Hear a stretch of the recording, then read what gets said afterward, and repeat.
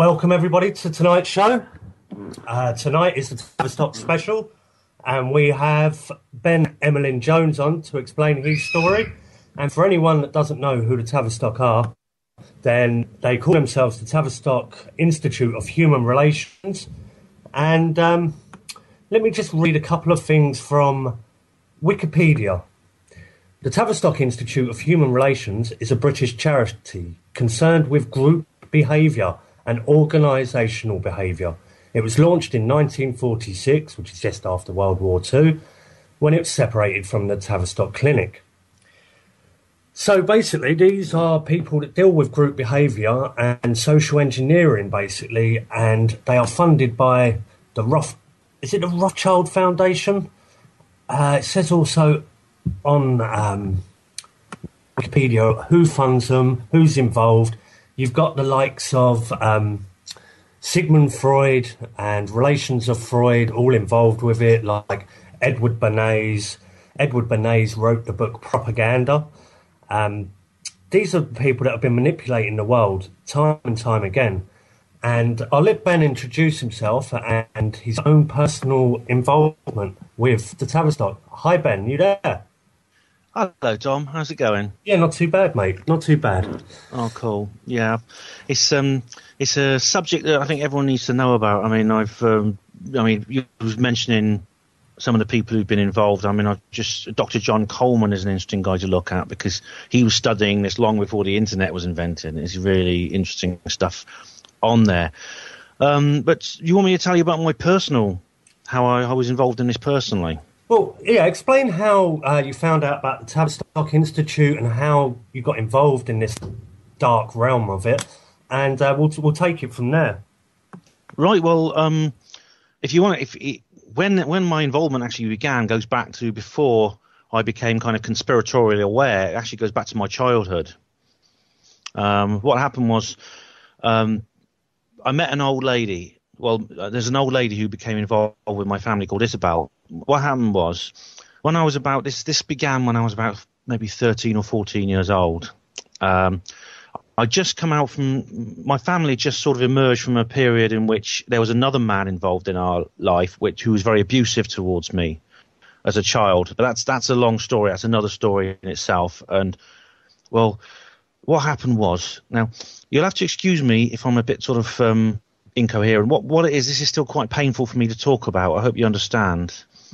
You know, yeah. I still find this quite sort of heartrending, if you know what I mean. Do you understand? It's kind of damaging to the soul. Yeah, it's a long time ago, but I still find it painful to talk about. But bear with me. I mean, I'll tell you everything that happened. My mother was well, I don't want to sound like a snob. I'm not a snob, you know. But my mum was a cinema usherette. You know, she was no one sort of like special in the way the conformist mainstream society calls special. You know, I mean, I know there's no such thing as an ordinary person, but I mean, as they would call her, an ordinary person. My mum was a cinema usherette, and she decided, as an adult, to get an education, which you could do in those days an awful lot easier than you can now. You didn't have to get loans and things like that. You could get grants. So my mum went to university as an adult, and she studied psychology, and she studied at Brookes University in Oxford, and then she went to a training college in Rugby, which is where she learned she trained as a counsellor, and she actually became a relationship counsellor. And at some point, I mean, it's a long time ago, and like I said, I was about 13 or 14 at the time. She came across a lady, this elderly lady called Isabel, who she brought home with her, basically. I don't know how they met. I mean, Isabel may have been some kind of tutor on the course. This was an elderly Scottish lady, and it seems like every time thereafter, she was there all the time. I mean, she was in the house all the time. It felt like she was visiting every day. Do you know what I mean? She was there, you know, in the evenings, at the weekends. She'd be coming around the house, sitting there just talking to my mum, talking to my dad. And she was somebody who my mum became kind of fixated on. Do you know what I mean? She became obsessed with her. Okay, yeah. She would always talk about her, and they'd spend hours together, and my mum adored her. It became almost like a kind of surrogate mother for my mum.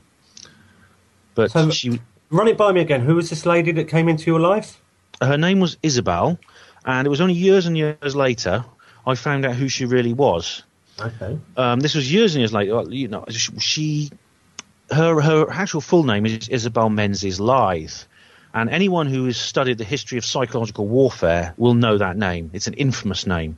She is one of the founders of the Tavistock Clinic, which later on became the Tavistock Institute. She worked alongside people like John Rawlings Rees and Wilfred Bion in creating this psychological warfare institution.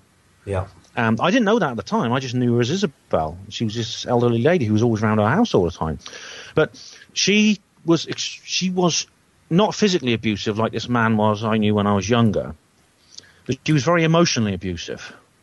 She was very, very domineering. She treated me. Funny enough, she was all right with my brother. She didn't mind my brother, but she really, really was very, very cruel to me, emotionally cruel to me.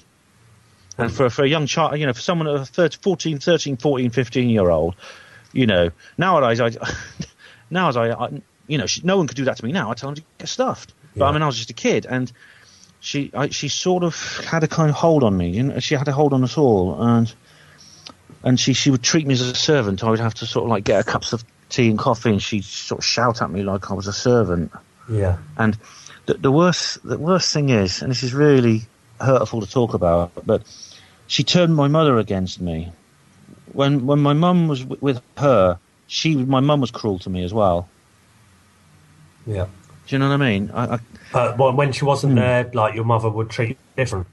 She'd be much nicer when Isabel wasn't there. But I mean, I think Isabel did change my mum, even when she wasn't there. Right. When Isabel was there, my mum was absolutely awful. My mum would sort of like tag along with her in Isabel's abuse of me, her emotional abuse of me. So, is your mother still about, or?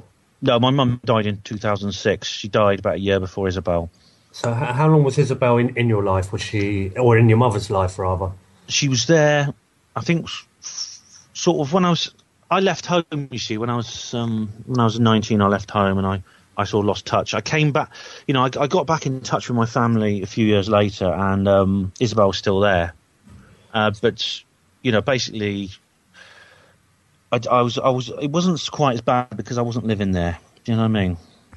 Do you think she was manipulative towards you and your family because that's the way she is within that sort of institute as such? You'd have to be evil-minded to be part of the Tavistock Clinic or the... Well, not.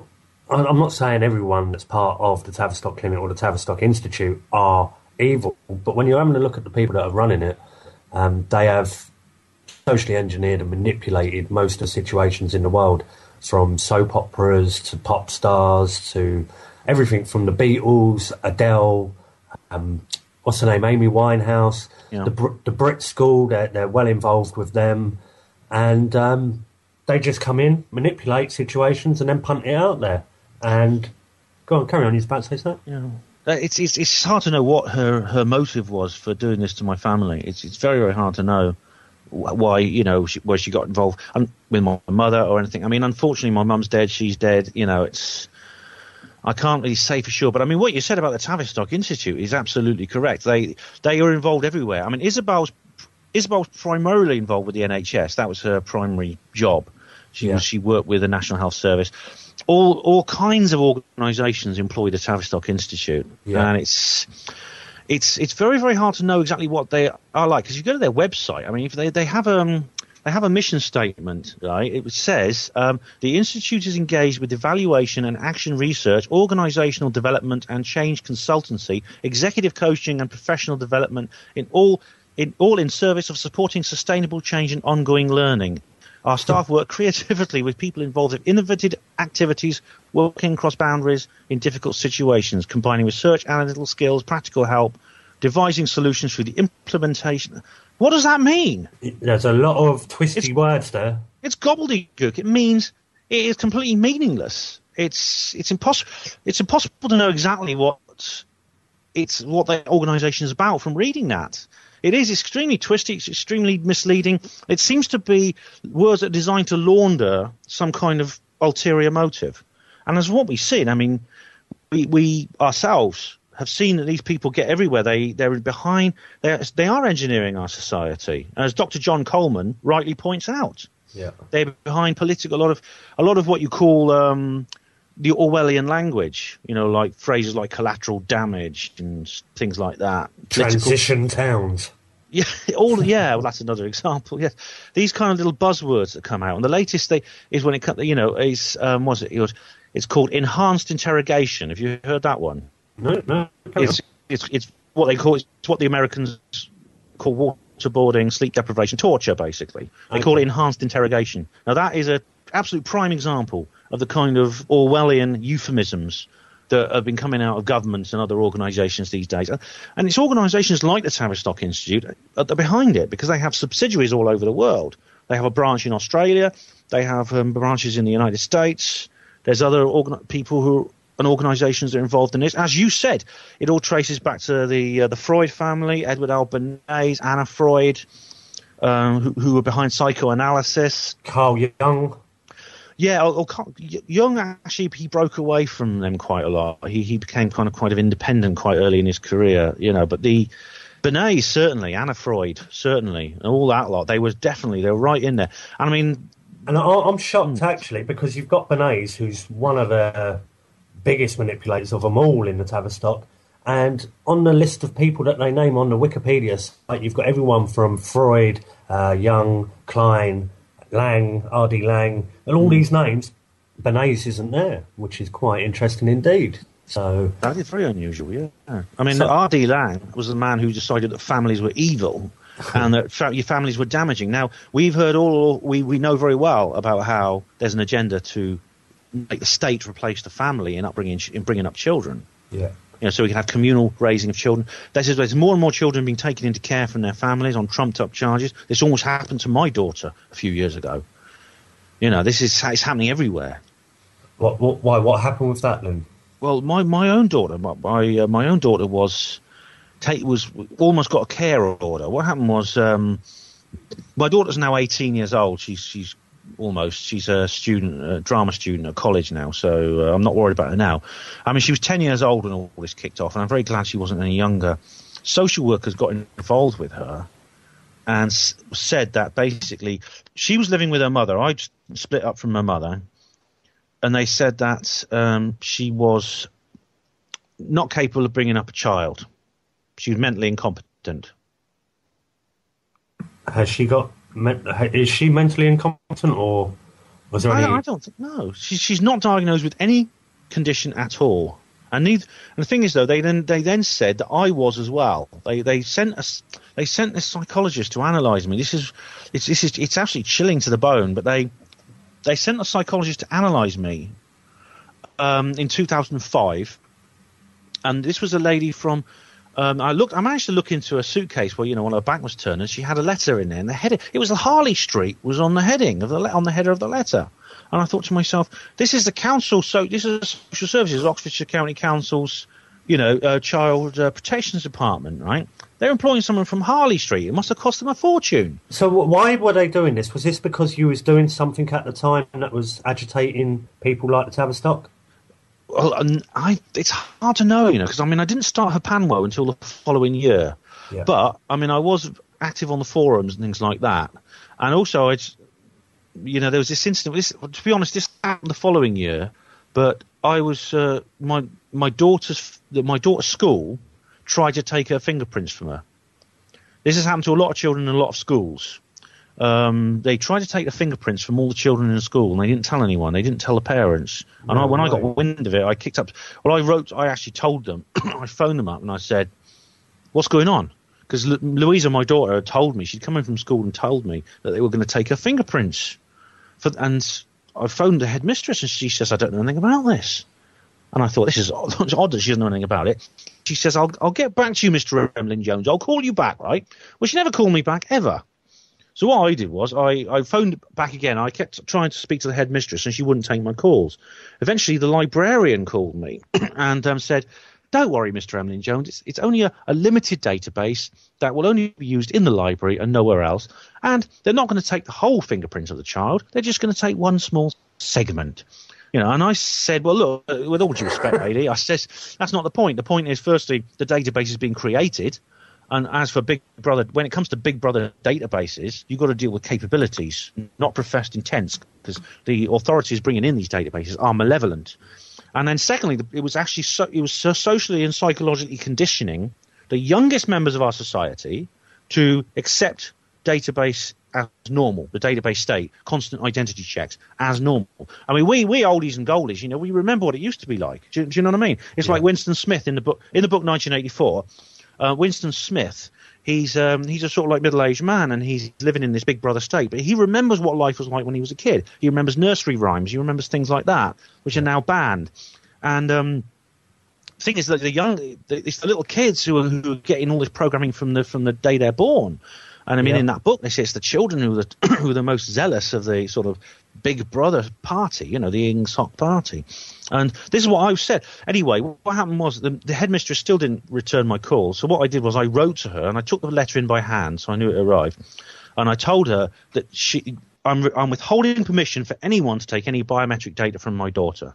I said, if any member of staff tries to do that, I've instructed her to refuse and refer that staff member to me. So when was that? This was before they came and started harassing you? No, actually it was after. It was just after. Okay. But I was sort of...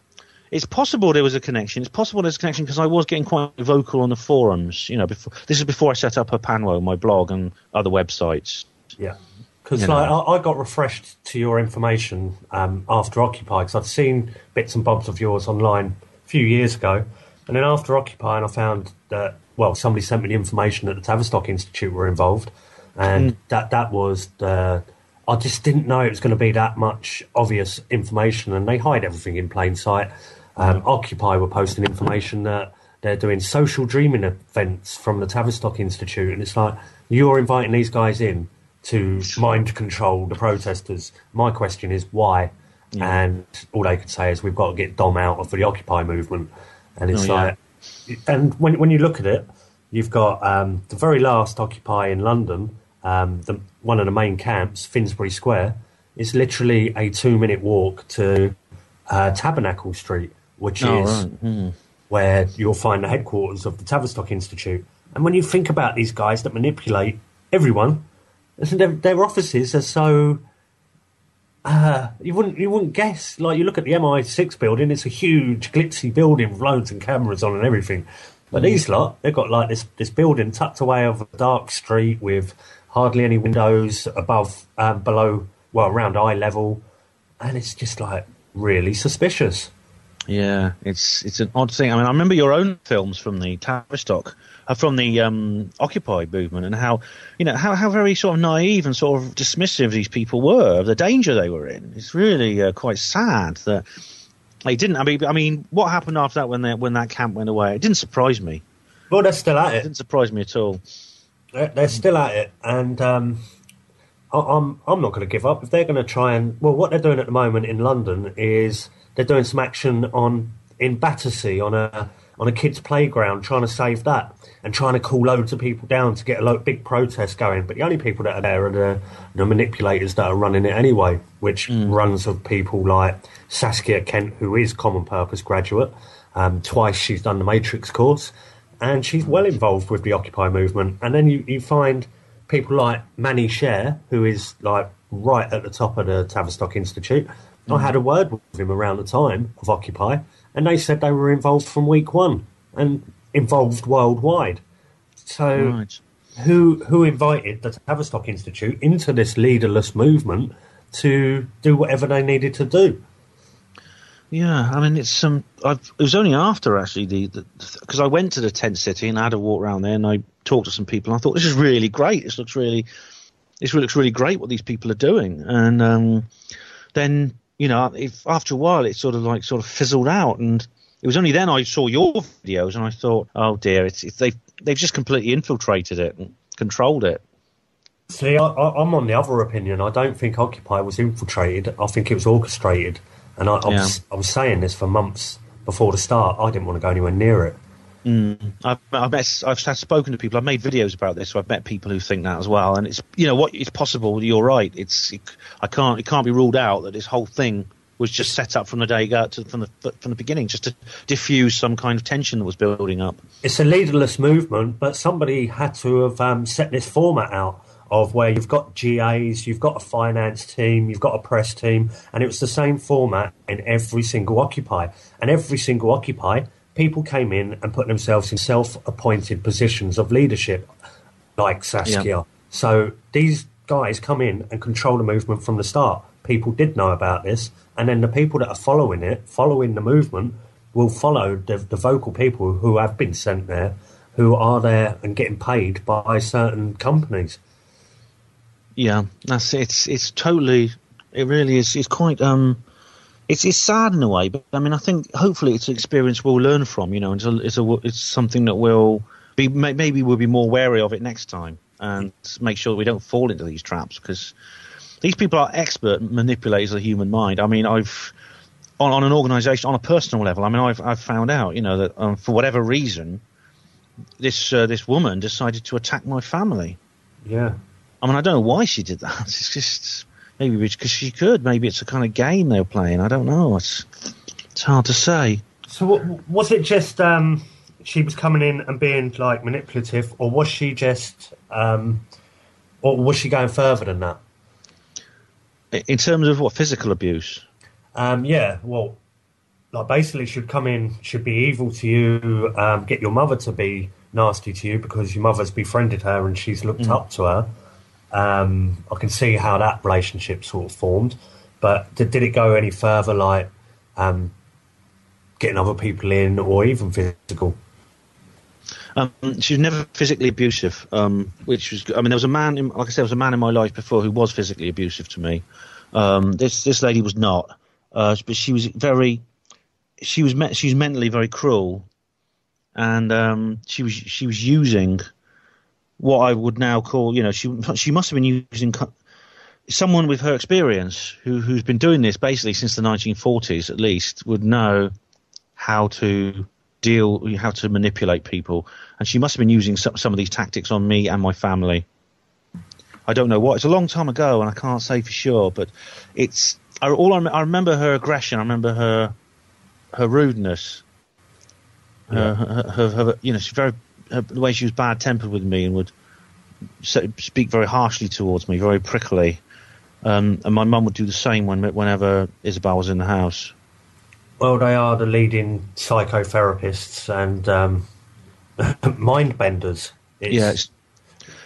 What happened was, after my mum qualified, she worked as a counsellor. Okay. She actually got a job as a relationship counsellor, and Isabel was sort of like supervising her most of the time, I think. Not formally, Isabel was never my mum's boss, but she was always there. She was always in my mum's life, both professionally and personally. And this was while she was working for Tavistock? She actually... I think she never stopped working for Tavistock. I think she became sort of like semi-freelance in her later life. Yeah. But she was always sort of like involved. She never completely broke contact with her. And some of them turned up at her funeral. Some of the Tavistock people turned up at her funeral. I remember. I didn't go to the funeral, but I heard that they did. Well, I'll tell you what, the only people that I've met from Tavistock are people at Occupy, and that they basically turned up, and I can remember one time, and I didn't know at the time that the Tavistock Institute were involved, but I was saying silly things because I was noticing it. It was obvious to me. I said to one young lad who is now in prison for punching a policeman, and he was a lovely, polite, quiet lad, but he went on 4 social dreaming events created by the Tavistock Institute within Occupy. Oh. And then, like, he just changed. He was wearing all dark clothes, and he turned into a hardcore protester, climbing up things, getting arrested and doing daft things. And it was like, I was saying to him, are you enjoying your climate camp brainwashing? Not knowing that it was Tavistock doing it. And then one day I was at Finsbury Square, and some specky young lad has said to me, would you like to tell me about your dreams? And I was like, Well, yeah, I dreamed that people wouldn't come into this place and try and mind bend people, and just walked away. Good And answer. then I look back at it and think, if I knew it was the Tavistock, I would have played a completely different ballpark. I would have sat them down, had a chat, got my camera out, and start asking them questions, because these are just human beings as well, just there. And I don't know. I don't know if they're good people or not. But I had an experience down there where I was talking to Manny Sher, and then I went back to Occupy, and Danny Shine turned up with his megaphone, and he was megaphoning outside Finsbury Square talking about social engineering. So I've gone up to Danny and I said, well, Danny, it's quite funny that you're talking about social engineering and everything, because we've just been knocking on the Tavistock Institute's headquarters. And he said, oh, really? And I said, yeah, Manny Sher come down, and he's right at the top. And he said, oh, I know Manny Sher. I go around his house for dinner. I know his family. And I was like, oh, bit gobsmacked that I didn't even carry on the conversation. I was like, okay, so like, I know you've got big Jewish connections in your life, Danny, but I didn't know like you actually go around Manny Sher's house, or you've had dinner with him. That was just a bit out there for me. That's odd, because I mean, Danny, of course, was involved with this Love Police, you know. Now, it's funny you were talking about your friend at Occupy, whose character changed when he went on one of these Tavistock Institute courses. 4. He went on 4 of them, and his character completely changed. Yeah. And that's interesting. You see, Danny Shine used to work with another young man involved with the Love Police, whose name I won't mention, but he was involved in a BBC. He was involved with the BBC. Did some BBC documentary. Did one BBC documentary, and his character changed quite considerably after that as well. Now, Tavistock Institute, I'm sure, are involved. I don't know specifically whether they're involved with the BBC, but I'd be very surprised if they're not. Well, everything that I've been and looked at, got involved in, like when I went to Kew Bridge, Eco Village, I went there with a very open head and open heart, and I was like, when I first saw it, it looked like an activist training camp, and I was like, this is something else, something that I really like, I can get involved in.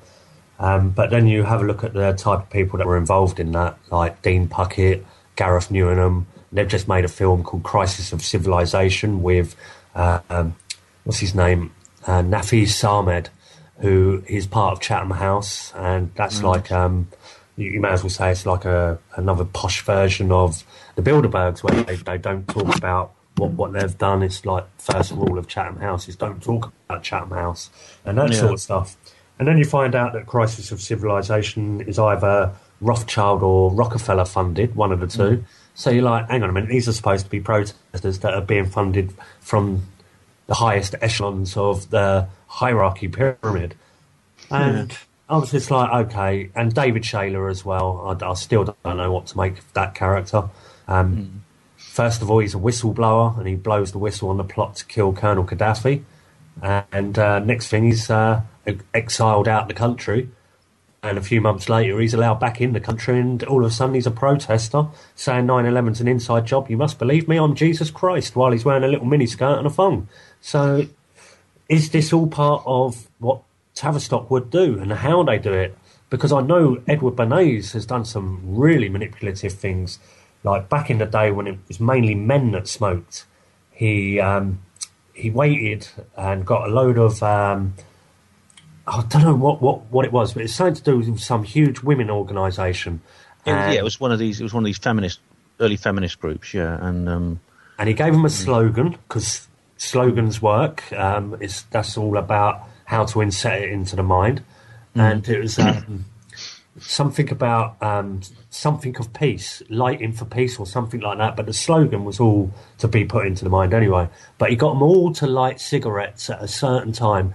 And then you watched the cigarette sales just shoot through the roof, and it was half and half, women and men, all going out and buying cigarettes. Yeah, so this is social engineering at the highest level.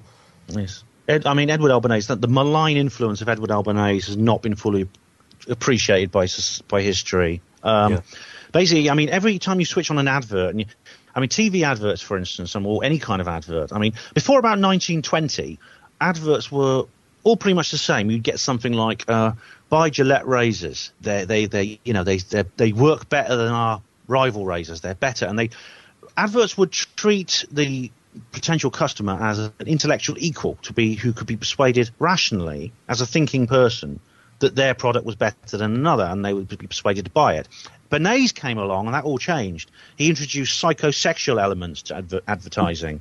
So this is why you have things like Gillette, the best a man can get, with lots of these very masculine psychosexual images like fast cars, things like that. It's that all goes back to Edward Bernays, and his ideas are very, very much a part of all kinds of everything from just an advert to political speeches to manifestos in elections and everything. They all go back to this guy, and it's treating people not as intellectuals, thinking entities who can be persuaded rationally. It's treating us in the most contemptuous way as really sort of almost behavioural animals who have to be overcome with trickery, with baits and with lures. And I mean, it's completely and utterly legal. It doesn't break any laws to do it. It's not considered immoral by most people to do it. And it's really, if you just take a step back and look at it with fresh eyes, it's frightening and it's insulting. I've just thought, actually, was Ayn Rand anything to do with Tavistock? I don't know. But Ayn Rand was interesting. I mean, she's got some books. I've read 2 of her books, actually. I'm not exactly sure where her sort of like. I know she was involved in America. She was involved with the Committee for Un-American Activities, which was basically rounding people up who, for any reason at all, they round someone up and say that person is a communist. Yeah. And they'd be treated really badly. They could be in prison. They could lose their jobs. They could even be exiled from the country. There was all kinds of things that this House Committee for Un-American Activities could do. I know that Ayn Rand was a supporter of that. Yeah. Even though in her books she professed to be a proponent of freedom, and her books are all about freedom, but in fact she was very establishment in her own way. Yeah, if anybody wants to actually look for information on these type of characters, I'd suggest a good film to watch is, now I'll bet you can, I've not even said anything to you, but I'll bet you know what film I'm going to say. Which one? It's Century of the Self. Yes, Adam Curtis. Yeah, it's a 4-hour documentary, but it's got so much information about Tavistock, Bernays, Freud. But I've just found in front of me some of the corporate clients who Bernays has been accredited to, which are giants like Procter & Gamble, the American Tobacco Company, Cartier, Best Food, CBS, United Fruit Company, General Electric, Dodge Motors, fluoridationists of the Public Health Service. So these are like... Fluoridation. And it's just good. The list goes on and on and on. Jewish mental health, blah, blah, blah. And all this, it's like, okay, now we have a look at our scenes, what we're into, the protest movements, people waking up, and they're in there as well. Yeah. So you've got to start questioning what is the truth. I like to say that I try not to believe anything, and I know very little of what is to know. Because if you believe something, you're following it, and you don't know it for sure. It's not a fact. And if you believe something, your beliefs can change from day to day. Now, Procter & Gamble, aren't they something to do with that big documentary that's floating about at the moment called Thrive? I've not seen that, but I know Procter & Gamble are supposedly a sort of chemical, sort of hardware chemical company, but they make Pringles crisps, incidentally. So supposedly they're called things that are fit for human consumption. If you hold a lighter to them, they actually catch fire. I've never tried that, but I might have to give that one a go. Yeah. It makes you wonder. As long as just don't eat it. Buy a packet and set fire to them, but don't eat them, whatever you do. Yeah, you mentioned the United Fruit Company. Now that was involved. That's often been a front. That's a front for the CIA. Ooh. The United Fruit Company, because the United Fruit Company was behind the coups in Central America that brought in fascist dictatorships, which killed millions of people in South America and other places like that. Well, I've just opened up a link for the United Fruit Company, and they've got a suspect front door. Yeah, have you ever heard the phrase "Banana Republic"? The Banana Republic, I have heard the phrase. It comes from the United Fruit Company. Yeah. Oh, that's where the United Fruit Company is a CIA front. Okay. Right, so where was we? What was we on to just a minute ago? Edward Albanese and Thrive and how they're getting involved Thrive, with yeah. our sort of scenes. I've not seen Thrive. I've started watching it. It's a long documentary. It's same old, same old. They're saying stuff which we all been looking into anyway. It's a very interesting, very glitzy documentary for truthers or anyone looking into this stuff. But never watch a film and then think, yeah, that must be true. That's all right, because it resonates with you. Go and look at the so-called facts and look for the truth within it, and also try and discredit it as well, because that's how you're going to find your truth, is by looking into stuff and not having a belief to it and not having any ties to it. Like Occupy, I would have loved to have been proved wrong, that it was nothing more than a social engineering experiment. But nobody could prove that to me, because it was so obvious. And I'm glad it didn't actually make a huge impact in this country. What's good about that is possibly that the reason Occupy was actually created as this experiment, if it was indeed created from the beginning, which it could well have been, seems likely. If it didn't have much success, it's possible that the sort of the energies that it was designed to diffuse are still there. Yeah. Which means that hopefully there'll be another similar movement which is actually genuine, and people will actually be on their guard against this kind of thing.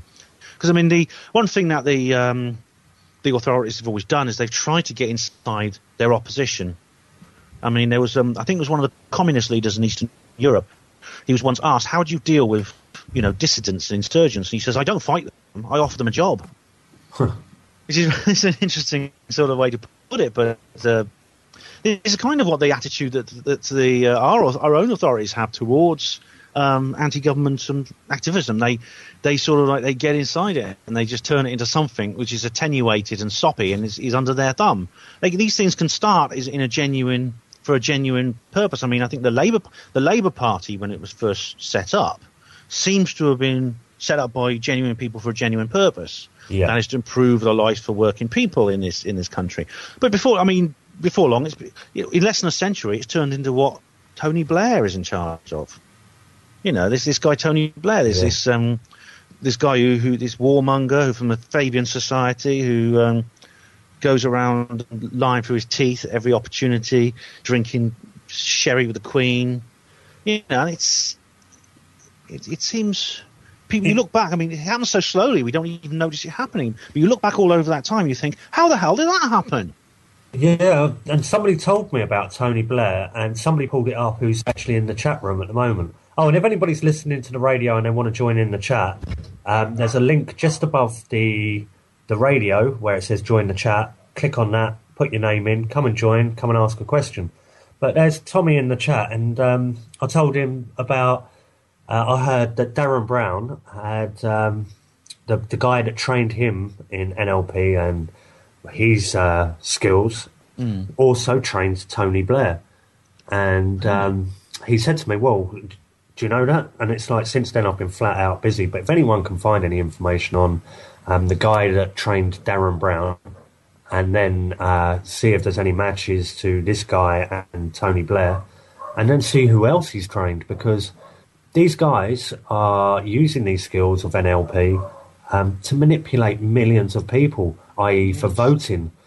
And it's like, I'm never going to vote. Why would I? Why would I? Why would you choose? Who are you going to choose, Punch or Judy? It's the same. Exactly. It's the same puppeteer.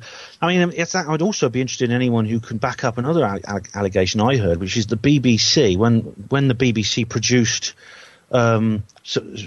documentaries, they often use NLP experts involved in them too, because one of the I heard this when this friend of Danny Shine was actually on as part of a BBC documentary. I heard that Charlie Veitch. Well, you named him, not me, but I mean, I heard rumours that some people trained either involved with Darren Brown or trained by Darren Brown, or Darren Brown had trained them, were involved in that program. This is just a rumor. I've got no evidence, but if anyone can find me evidence on that, I'd be very grateful. Yeah, it would be worth. The program was called Conspiracy Road Trip 9/11. Yeah, that's it, and it's really quite remarkable how that man's character sort of changed after he'd been on that program. And I just wonder what went on in that program. It's hard to say. I mean, seeing as I was asked to take part, I mean, not in that one. There was some follow-up programs that came out. Did you see the follow-up ones, the 7/7 road trip and the UFO road trip? Did you see those? Do you know what? I saw that. I've met John that was on the 7/7 one. He's from Birmingham. We Are Change, I think he was in. And he stayed strong all the way through it. And they must have had hours of footage.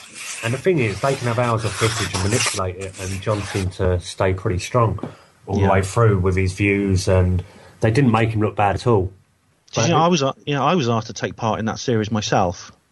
I was asked. They wrote to me and asked me if I wanted to be involved in the series, and I wrote back and I said, "Sure, I'd love to come on board, but could you please? I'd like to examine your correspondence with the commissioning editor of the BBC, please." The reason I want to know this is because I'm very concerned about the very poor quality of programmes made on these subjects in the past.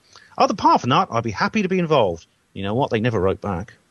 You know, the reason they never wrote back was because if they'd allowed me to see their proposal to the commissioning editor of the BBC, it would have been very obvious they were designed to write a hit piece to make us look like clowns. That was their entire sort of remit. Well, this is one reason why, I wouldn't expect them ever to put me on telly, ever. But one of the reasons I don't think I finished, especially this year, is because of... You're breaking up a bit, Dom. You're breaking up slightly. Sorry, mate. What I was saying was, I don't expect Occupy to be anywhere near finished this year because Charlie Skelton contacted me the other week and I went off to meet him. We had a 4-hour meeting where he asked me absolutely everything about Occupy and said that this was for a Channel 4 program that they're doing. And Charlie Skelton writes for The Guardian and he also writes for 8 out of 10 Cats. He does a lot of stuff. Was this the guy you were going to go and see when you got entertained by the police and when you were searched by the police?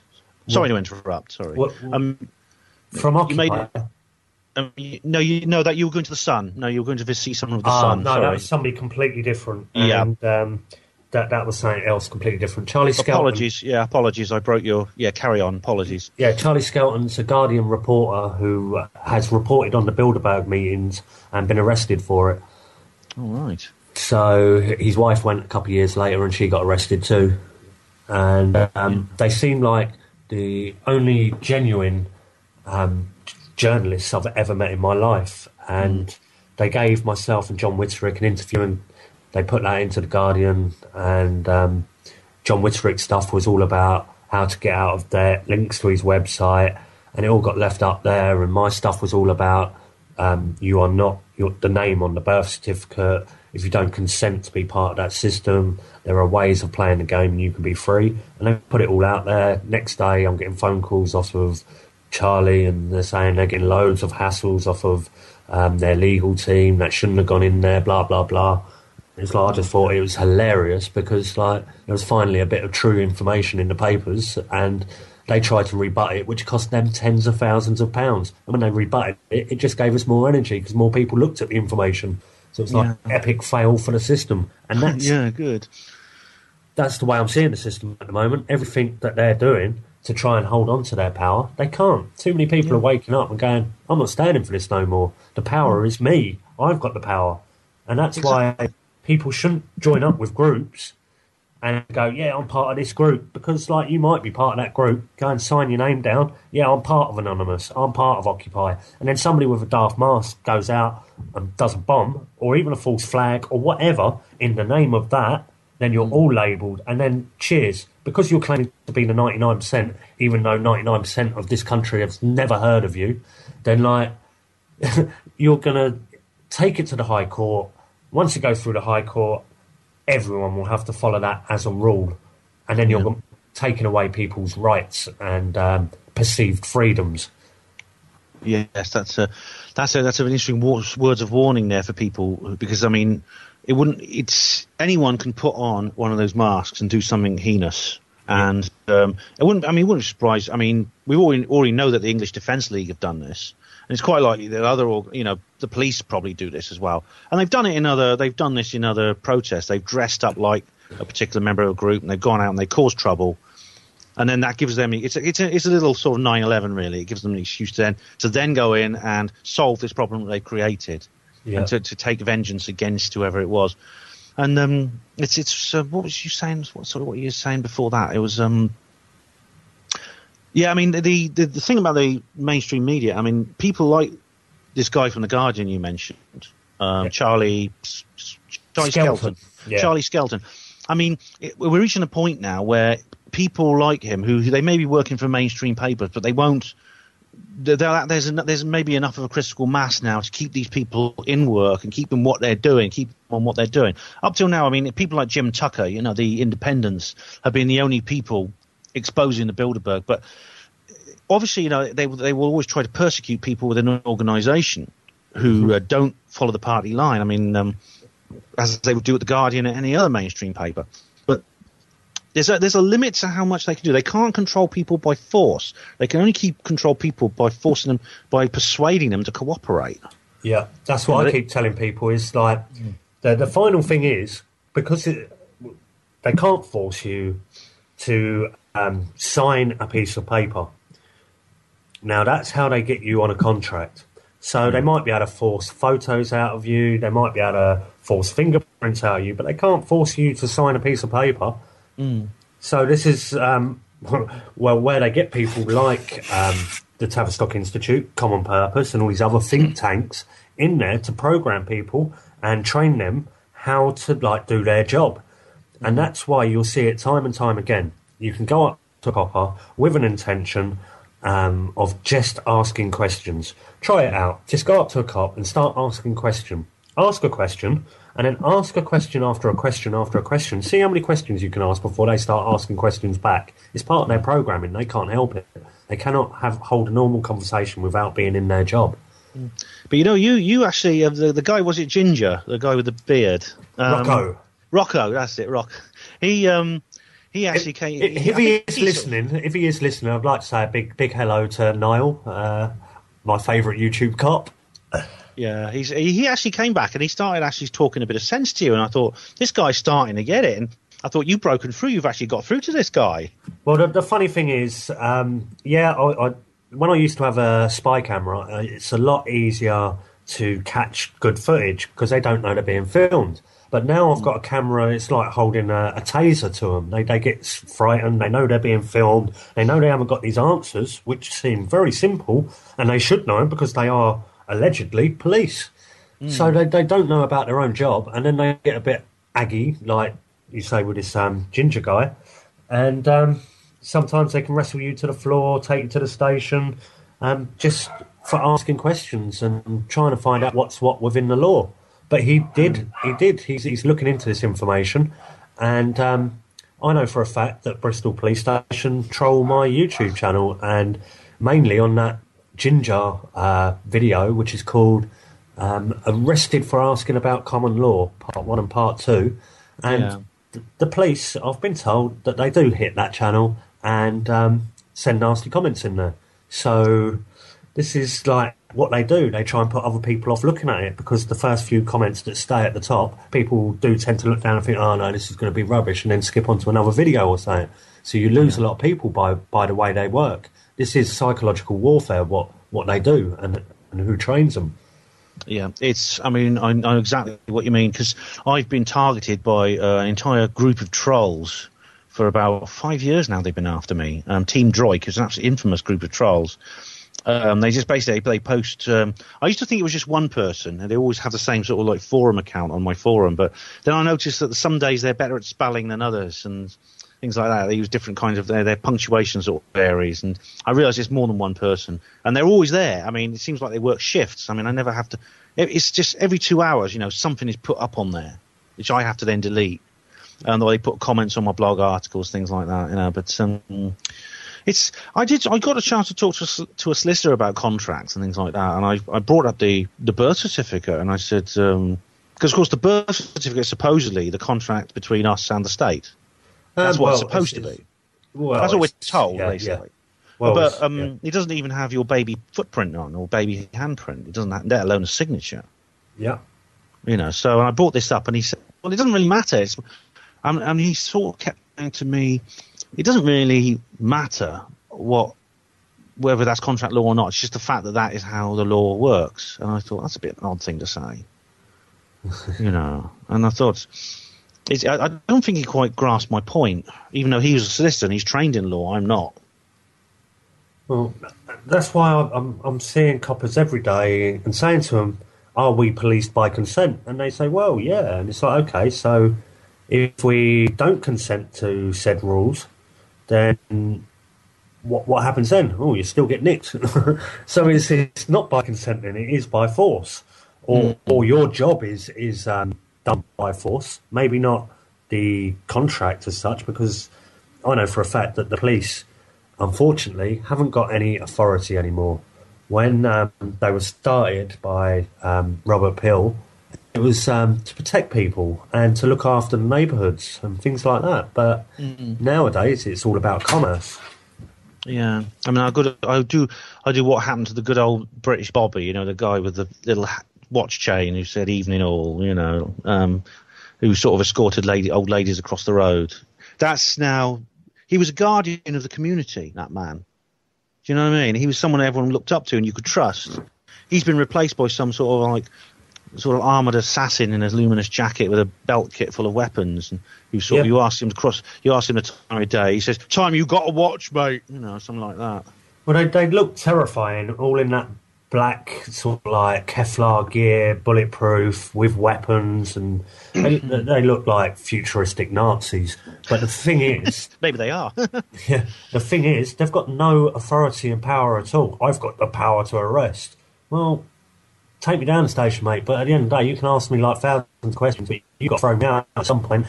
It's not you that has to make the decisions, it's the courtroom. So I'll deal with it there and then, mate. You know what I mean? You lot are just... fancy dress to me. Yeah, it's very much a psychological attack on us. It's and it plays on our ignorance. It depends on our ignorance. Well, we're going to go to a couple of tunes in a minute because it's coming up to the hour, and what I'm going to do is try and get hold of somebody to bring him in because he had some information on common purpose.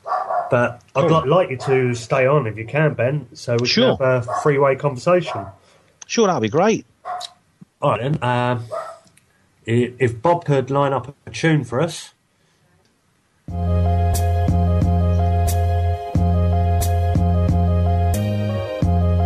Yeah, it's that fourth stage. Check the culture. What will you attract this day? On the inflow. True separation, I'll see everyone as kinfolk. Respect or I'll call her a bimbo. Let road rage pass or shout fuck you out the window.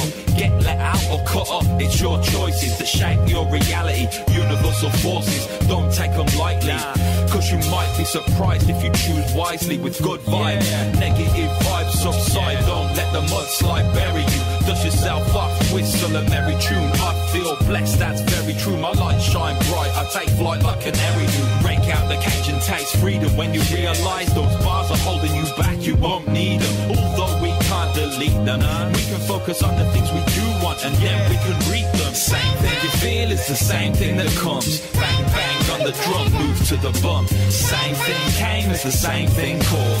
Bang bang, you win it all when you play more. Main thing attraction, magnetic action. Same thing you would have done while relaxing. Same thing seen when plans put into action. Bang bang, you win it all when you practice it. Magnetic flow, no handset. Man's get remotely controlled, mind bandits. Work through your food on your sandwich. Don't you know this? GNO consume no GMO food. Just so you know, dude, not being rude. I don't drink tap water in tea. I'll have juice, please. Far gin energy boosts me. Formed on the 2 speeds, inward appearance similar to Bruce Lee's. Get those plus signs flowing, pineal glowing. Indigo to violet to lilac, you know it. If you're happy, then show it. Clap your hands for the moment of now. No opponent can't check your shadow, yet we still postpone it. try to own it, and try and disown it. It's not too late, you ain't blown it. You're a powerful being, it's just you've never known it. Same thing you feel is the same thing that comes. Bang bang on the drum, move to the bump. Same thing came as the same thing called. Bang bang, you win it all when you play more. Main thing attraction, magnetic action. Same thing you would have done while relaxing. Same thing seen when plans put into action. Bang bang, you win it all when you practice it. The things, the ideas, the beliefs, the concepts, the experiences, the opportunities, whatever you wish to call them, that are vibrating in alignment with your true core self are already doing their utmost to be attracted to you. The ideas, the synchronicities, the beliefs, the vibrations, the opportunities, the situations, the circumstances that are not aligned with that core, radiant, signature frequency that is your true self are doing their utmost to get away from you. The only reason the things that are attempting to get to you don't get to you is that you're keeping them away. The only reason the things that are attempting to get away from you don't get away from you is you are holding on to them and not letting them go. You don't actually have to learn how to attract. You don't actually have to learn how to repel. You just have to learn to let in, and you have to learn to let go. That's all you need to do. Now you can see with this analogy that you are floating around as individuals in a sea of whirlpools and vortices and eddies that are attempting to locate you. And as you allow them to come in, you will allow them to swirl and spiral into you. And as soon as they begin to swirl and spiral in, when you allow those other things to swirl and spiral out, you will make room for those things that belong with you and give freedom to those things that don't, instead of keeping them prisoner in your dungeon of pain and sorrow and suffering. This is why you have the phrase on your planet, misery loves company. With every breath in, you are attracting and allowing attraction. With every exhalation, you are letting go of that which is not yours. And with every breath out, you feel the enlightenment and the weight lifting, and you become light as light itself. Free to be who you choose to be, to take in what you prefer to take in, and let out what is not you.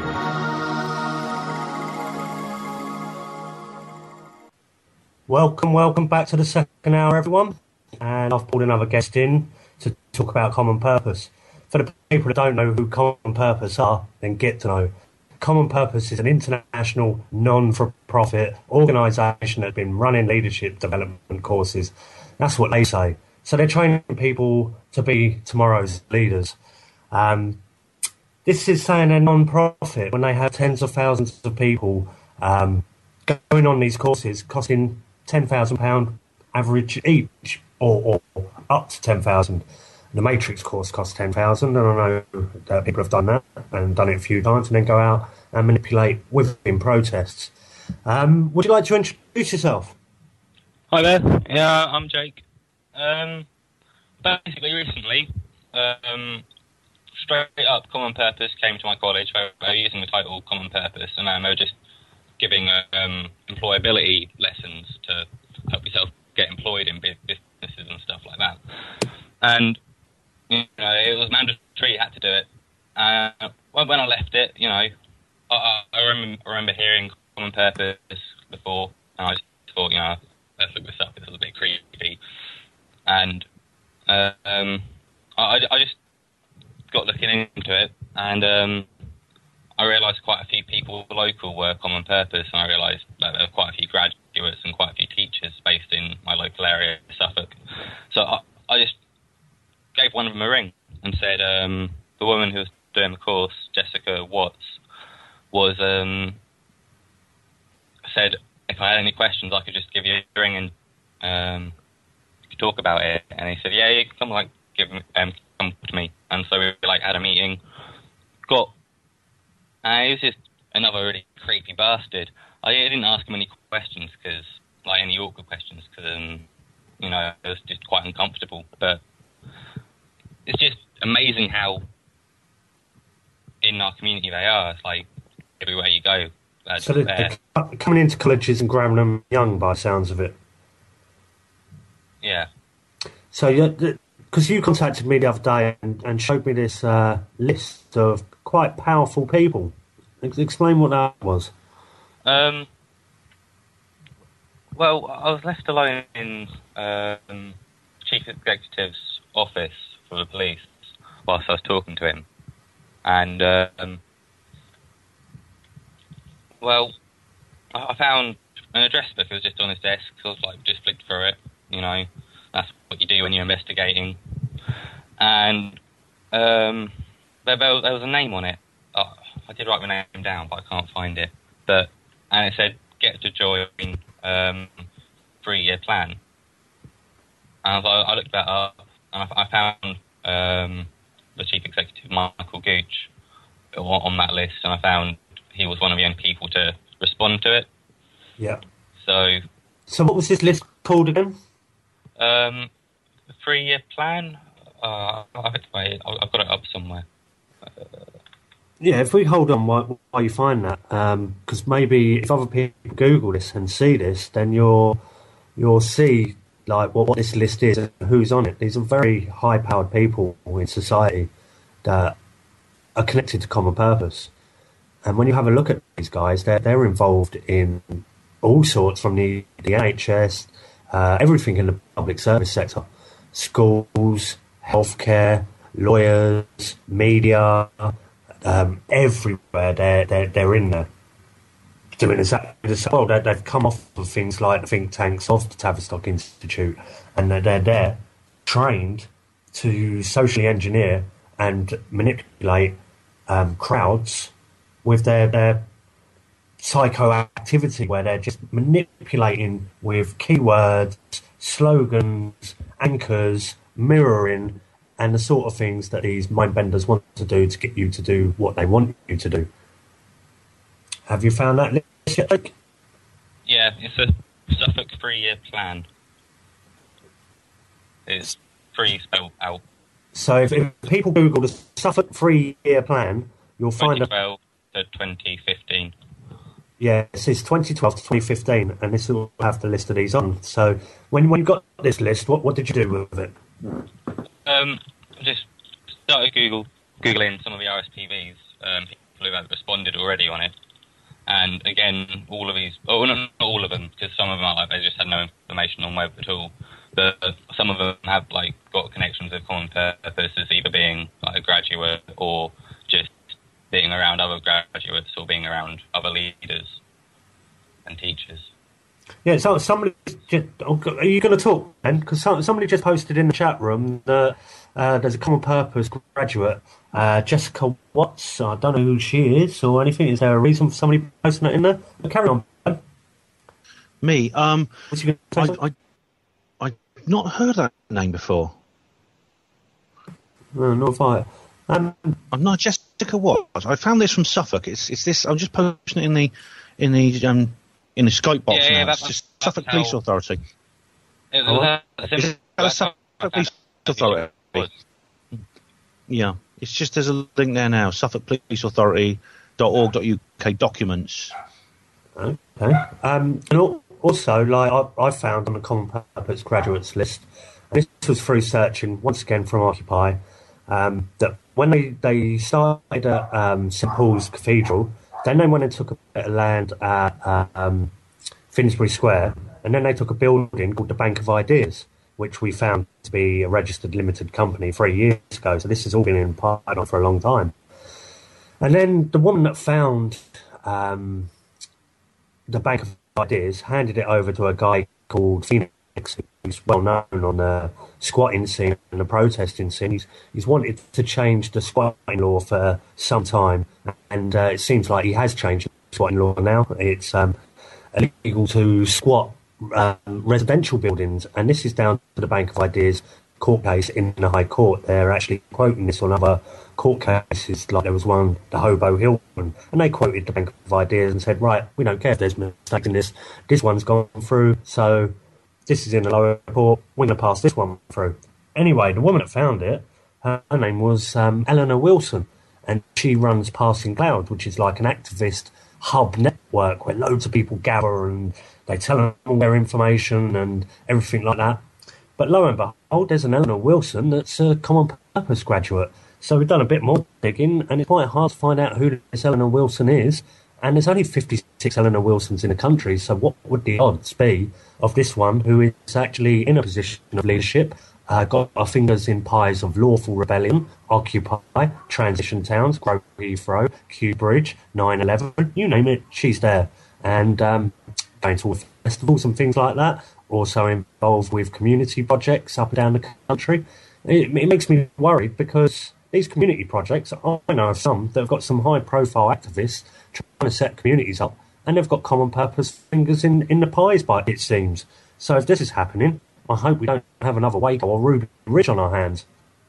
It could be. I mean, what you often find is they run in families.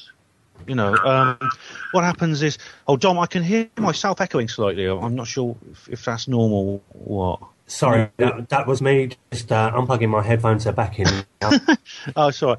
Now, I was going to say, I met a lady called Kathy Morgan, and I spoke to her for a long time, and she's an interesting lady because she has a family background, and she's a little bit unsure about her own family background, but she's told me some interesting stories about how they were involved with various sort of like these organisations and think tanks going back, you know, quite a number of years. She's traced her family back to the 19th century, and she's got some lot of interesting stories to tell, like how she's a bit unsure, like she has missing time. I think she has, you know, maybe she comes across as someone quite maybe psychologically damaged. Do you know what I mean? But she was involved in festivals and things like that as well, and I wonder if there's some connection there between her and the kind of things that Jake was just talking about. Okay. Sorry, what you were just talking about, Dom. Oh, right, because like looking into a few things with festivals at the moment, because I get quite involved with a lot of festivals. I know quite a lot of the crew, and there's many great people I've met at festivals doing what I do, and I help out, and I'm going way back to things like Green Gathering, where they got shut down a few years ago. They handed the licence back, and this was all under the director's orders. There was no court order or anything like that. It was all threats and word, and nobody stood up to it. They threatened to take their whole livelihood and house and everything off them. So instead of having a court case, they dropped it and stopped the festival there and then. But now it's up in the air because people want to know, because Mark Kennedy was so involved, the undercover cop, and he's been exposed, that was it people like him that have gone in there with this sort of information that crunched down a gathering and stopped people trying to live freely and teach people actual remedies. Because you go to these gatherings or festivals, you can go to hundreds of different workshops and learn skills of how to be free from this corrupt system. But the government, they don't want people to have gatherings or festivals. They want to have as much divide and rule as possible. Absolutely. I mean, in 1984, there was a very, very brutal event, the Battle of the Beanfield. 88. Which, was it 88, I think? Was it 88? It was sometime in the 1980s. I might be wrong. Whatever time it was. I mean, I thought it was in the 70s, but there may have been another incident in the 70s. But there's no doubt that the government have clamped down on people. They've used excuses like, trespassing, noise pollution, things like that. But basically, they want to clamp down on people who are a threat to them, and that means people who they're not necessarily challenging the government, but are living independently from the government. The government want us dependent on them. They want us to need them. They want us to live lives in which our society is completely under their umbrella, and our very livelihood is held clutched in their fingers, which they can drop at a moment's notice when they feel like it. Yeah. And they hate anyone who is trying to teach people how to break away, like you were just saying. And in the Battle of the Beanfield, they actually sent, I think, 4,000 police officers. 4,000! It was one of the biggest police operations in history to crush a group of peaceful hippies, as they called them, travellers, independent, free-thinking people who were on their way to Stonehenge, and they used to whack people over the head with truncheons, even women holding babies, and they trashed their vehicles. It was a horrific event. The order was to smash every vehicle, which was their homes, and drag them out and make as many arrests as possible. And the thing is that destroyed a huge community gathering of people that had gathered up, and there was festivals going on and gatherings were up to 20,000 people. These weren't like Glastonbury, £150 a ticket. These were gatherings of people arranged to meet.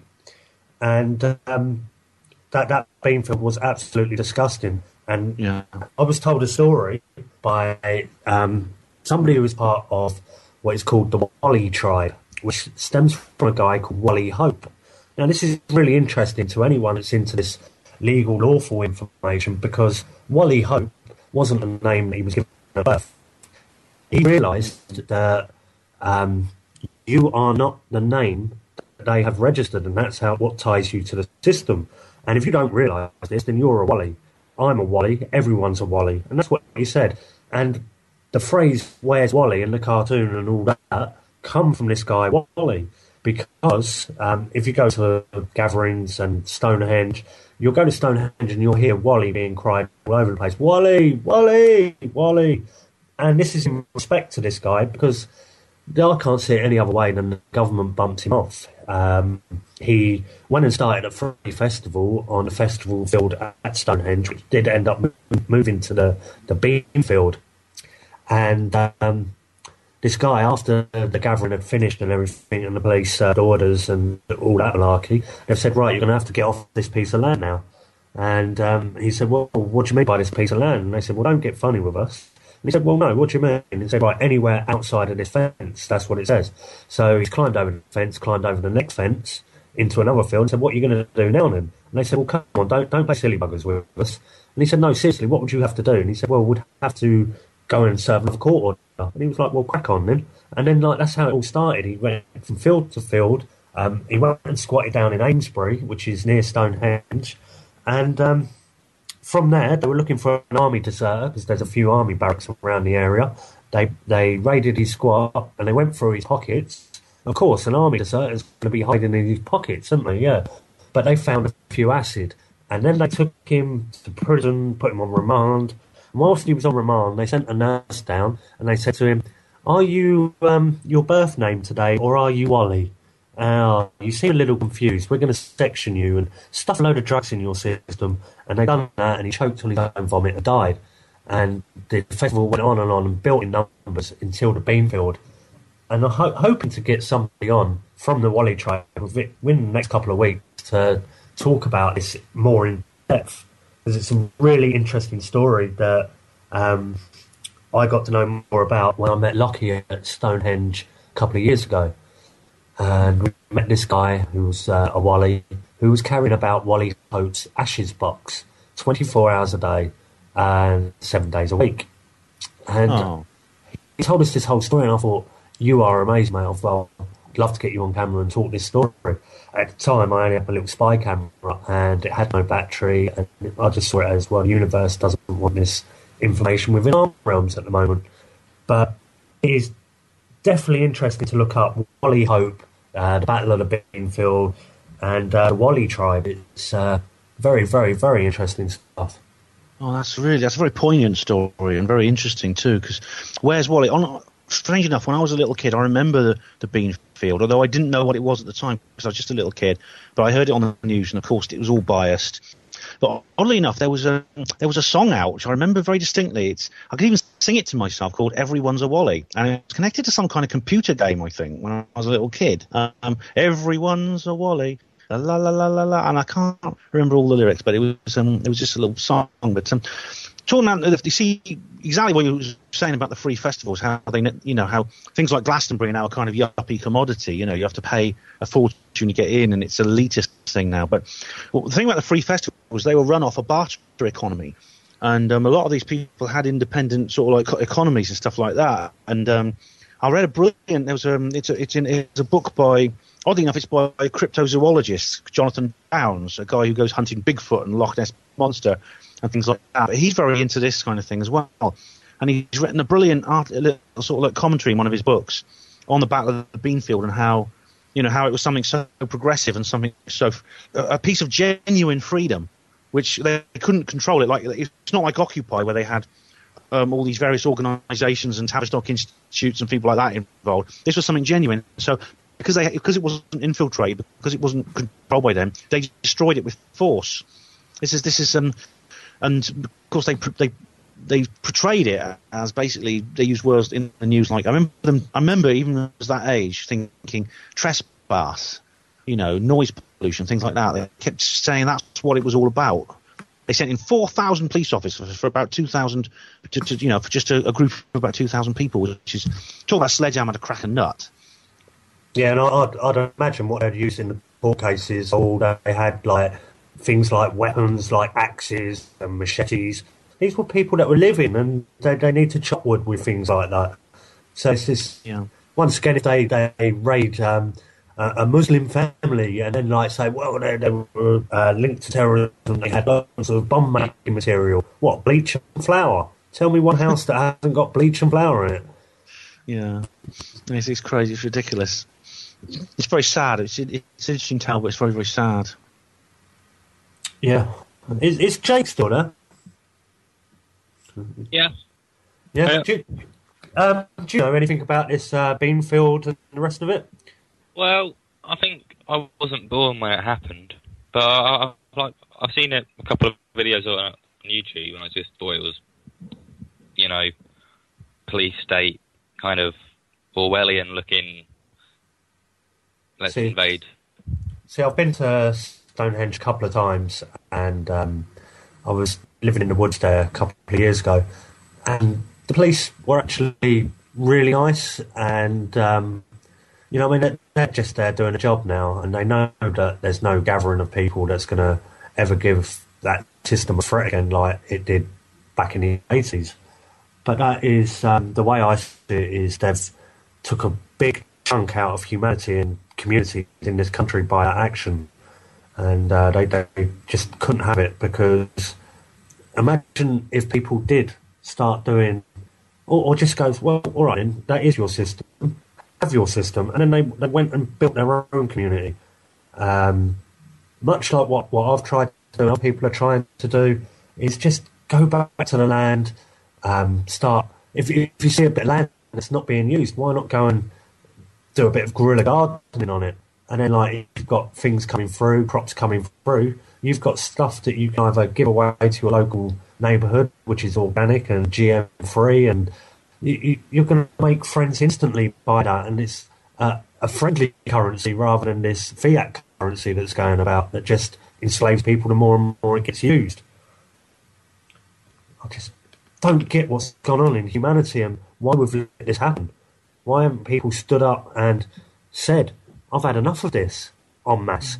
Because you see people at home going, oh, I'm sick of this. Oh, well, they make you do this and they make you do that. Well, why do you put up with it? Because they tell you, yeah, you have to do this, and they tell you you have to do that, but it's you that actually abides by their stupid rules.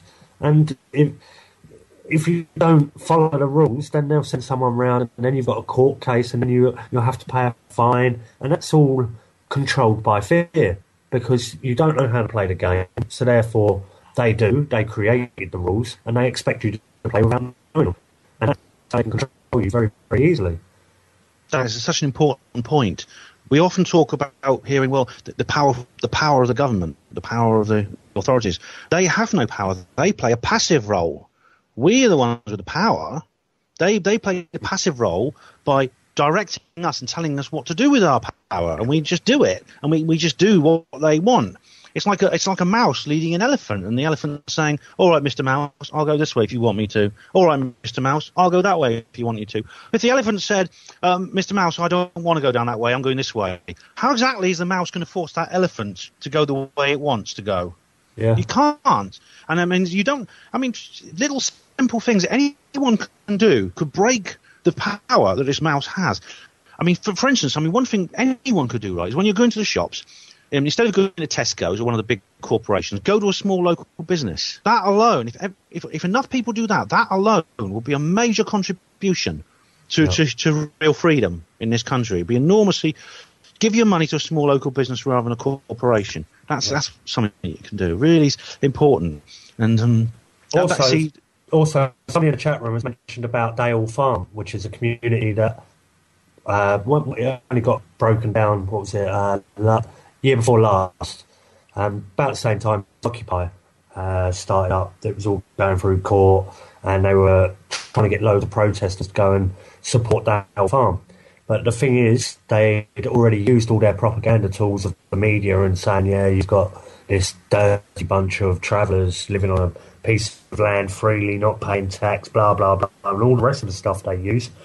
And the protesters they had there were the likes of Dean Puckett and Gareth Newnham and Andy Baker. These were the ones that have been well involved with Occupy Kew Bridge, and Democracy Village was another one. If anyone knows about Democracy Village, which was set up by the people from Kew Bridge and Professor Chris Knight. And to me, the only reason that Democracy Village was put there was to disrupt Brian Hoare.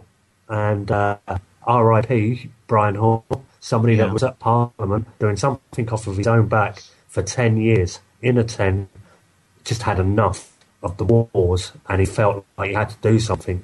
But after being there for so long, they had to go and attack. And like Democracy Village were like, we're going to be here forever. But as soon as Brian Hoare had his extra court cases, fell ill with cancer, probably through stress, or then again, he smoked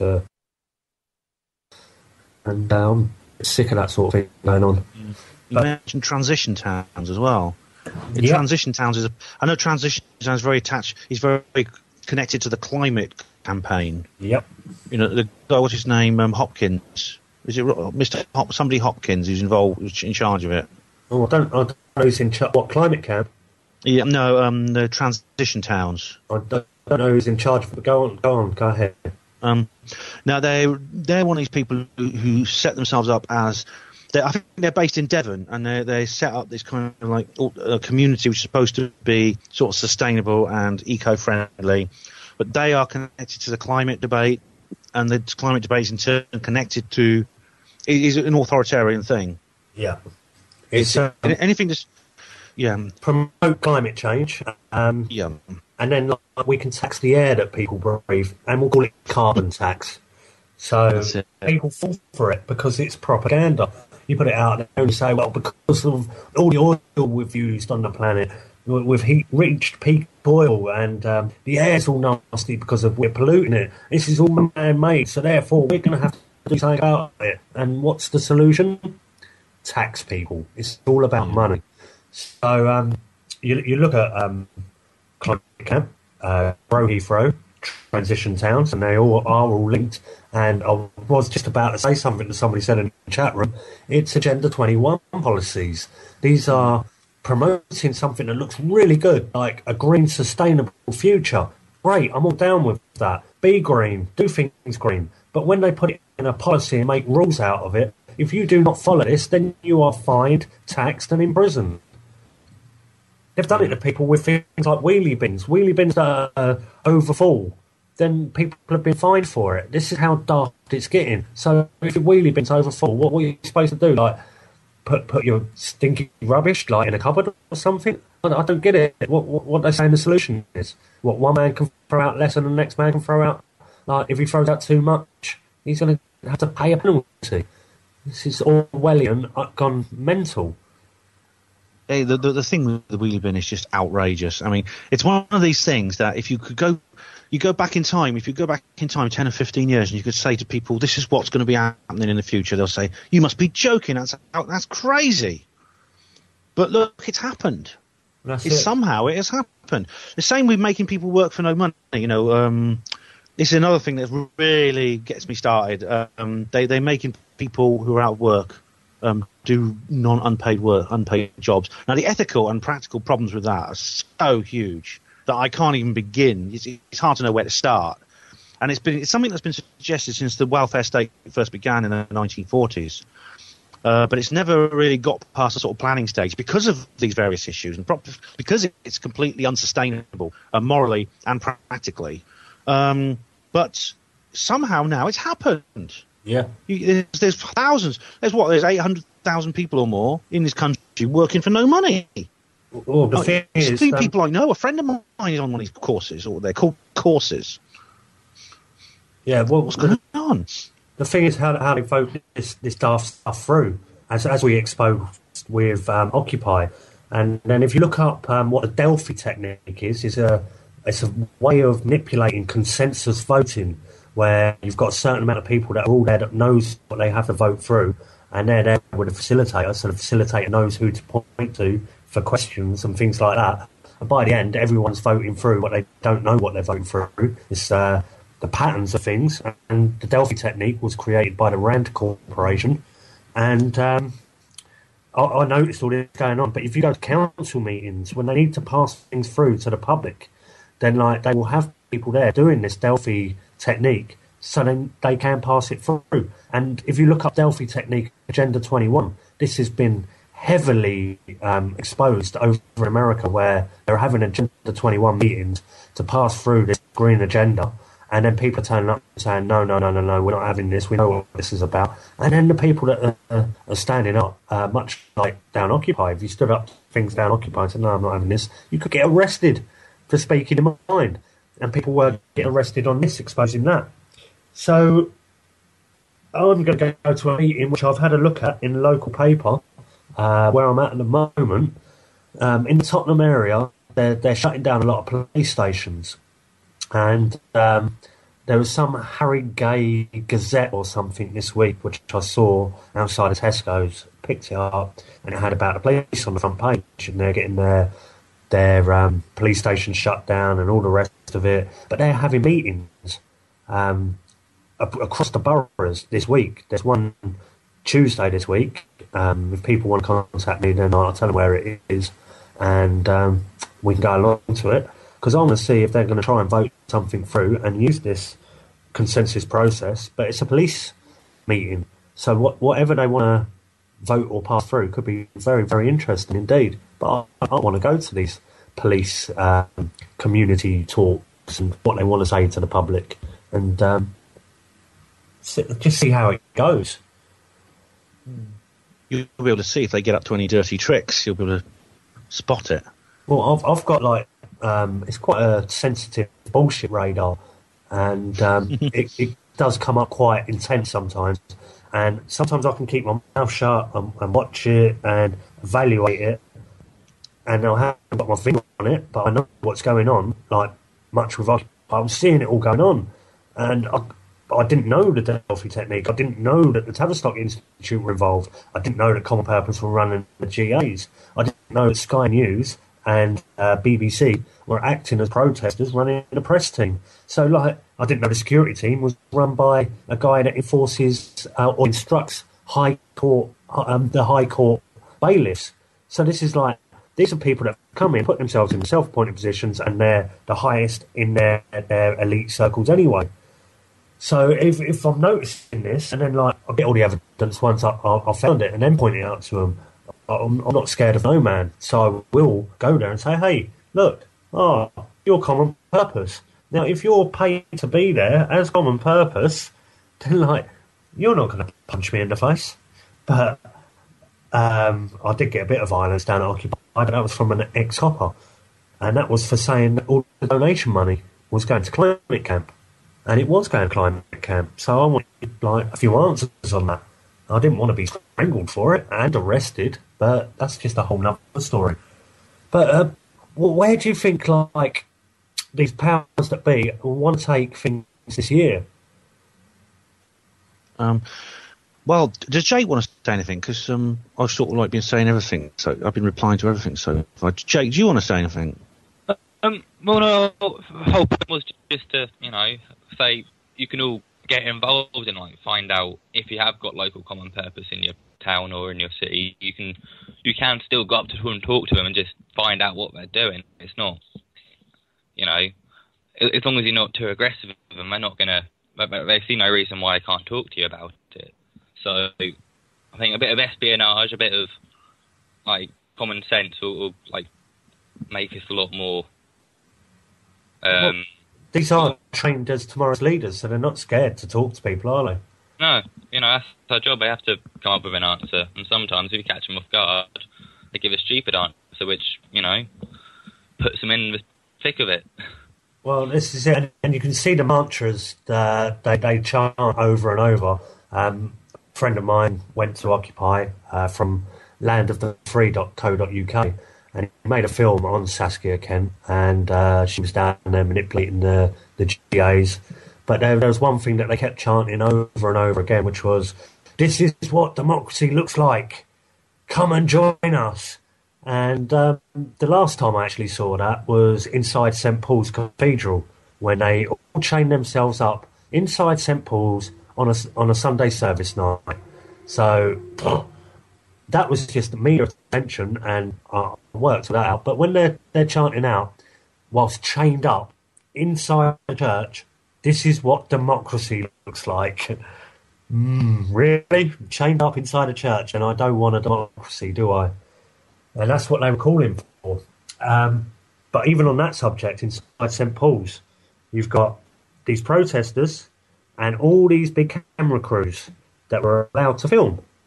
I pulled out my little camera and I started filming, and I had one of the workers from the church come over to me and say, "Oh, sorry, sir, you can't film in here." And I was like, okay, fair enough, why not? And he said, "Well, you have to have a licence from the chapter house." And I was like, "Well, what about all of them over there?" And he said, "Well, they've all got a licence."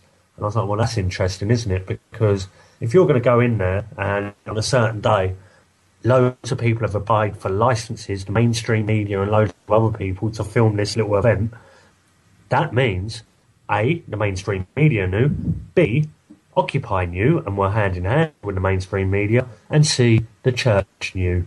So it was all just a media stunt, and I call it the failed pussy riot, because it was nothing more than a media stunt which failed epically. And one of the women that was chained up in there and doing most of the speaking is actually an actress called Alison Playford. So you've got actresses, you've got them all within these movements.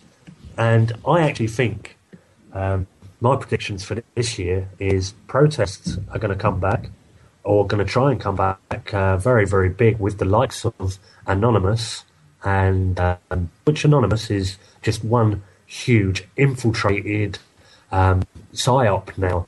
I know people that used to be part of Anonymous years ago, and it was a hacking thing, but it's no more an intelligence gathering now. And people follow blindly by wearing these masks and having a bit of predictive programming by watching V for Vendetta over the years, and that's what they'll do. They'll go and follow blindly. They don't, you know what I mean? You speak to these people on the protest, and it's like, "Well, what are you doing here?" "Well, we're sick of the government doing that and doing this." And it's like, okay, so if you're sick of it, what do you expect to achieve from this? Because, like, what protests have actually achieved anything?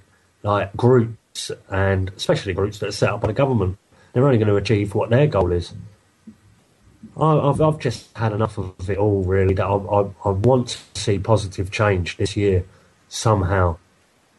I think I'm getting to the point now where, I think something's got to change somehow, some way. I mean, if the 2012, my calendar thing is represents some kind of wake up inside us, then it's got to manifest itself soon. What's going to happen this year is hard to say. I mean, I've not really thought much. I know there's probably going to be an escalation on behalf of the authorities in bringing in more and more sort of like database issues, more and more database sort of persecution. I've just found out there's been a big row over the fact that Britain has been defaulting on its agreement to share DNA and fingerprint and other forensic data on suspects and people who've been arrested with the Interpol and other European countries and police forces in other European countries. So there may well be some sort of event that may sort of like bring that to the fore and maybe bring Britain into line. It could be something connected with the immigration hysteria or something like that, you know. There's recently been a story about how there's all so many immigrants that can't be found. The population of Iceland is wandering the country and no one knows where they are. And everyone's sort of... I mean, there were comments under the news article when I saw that, which was saying, bring in more and more controls over people. Let people have to show identity when they get jobs and things like that. And I thought to myself, you fool. When I read that, you fool. Somebody's getting a hump in the chat room saying, we've made this possible for you, and you accuse us of being infiltrated. What, did you create Anonymous, did you? It was your idea, was it? No, I don't think it was. So, like, unless it was, great, prove it. But if you're telling me that a movement of that sort of size isn't infiltrated, then you've got to be backwards. Because movements get infiltrated if they're not orchestrated from the start. Quite that simple. The government do not want to be overthrown in any way. And if you think that the Anonymous movement isn't infiltrated, then where's all the money for the masks going? Dom, you know, you said something interesting earlier about the people who were chained up in St. Paul's Cathedral. Yeah. You know, it was basically an image, it was a media image that was created deliberately, it was staged. And is that what you were saying? Because one of them was an actress. One's an actress. Plus, they needed a license to have the cameras in there. So this takes time and planning with the church, with the media, and with Occupy. Because I found out a short while ago that you know the Common Purpose have been releasing these sort of promotional videos, and I've seen them. They're sort of like they're very well made, and I found out they were directed by Ridley Scott, the guy who directed Blade Runner and Alien and various other films like that.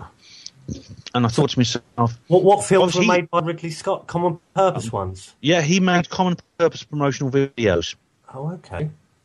Isn't that strange? Because he's a guy who probably doesn't get out of bed for less than 50 grand. He's a top Hollywood director. He made films like Blade Runner, Alien, Gladiator, and several other movies he's made. Now, funny thing is, you were saying that was it you? You were saying that they deliberately painted the people at Dale. They sort of painted an image of the people at Dale Farm as being dirty. That was like media propaganda sort of side of things, yeah. Because Ridley Scott is quite good at doing this. Because in the film Gladiator, I mean, I did enjoy the film Gladiator, but it's in theme, it's very pro-establishment.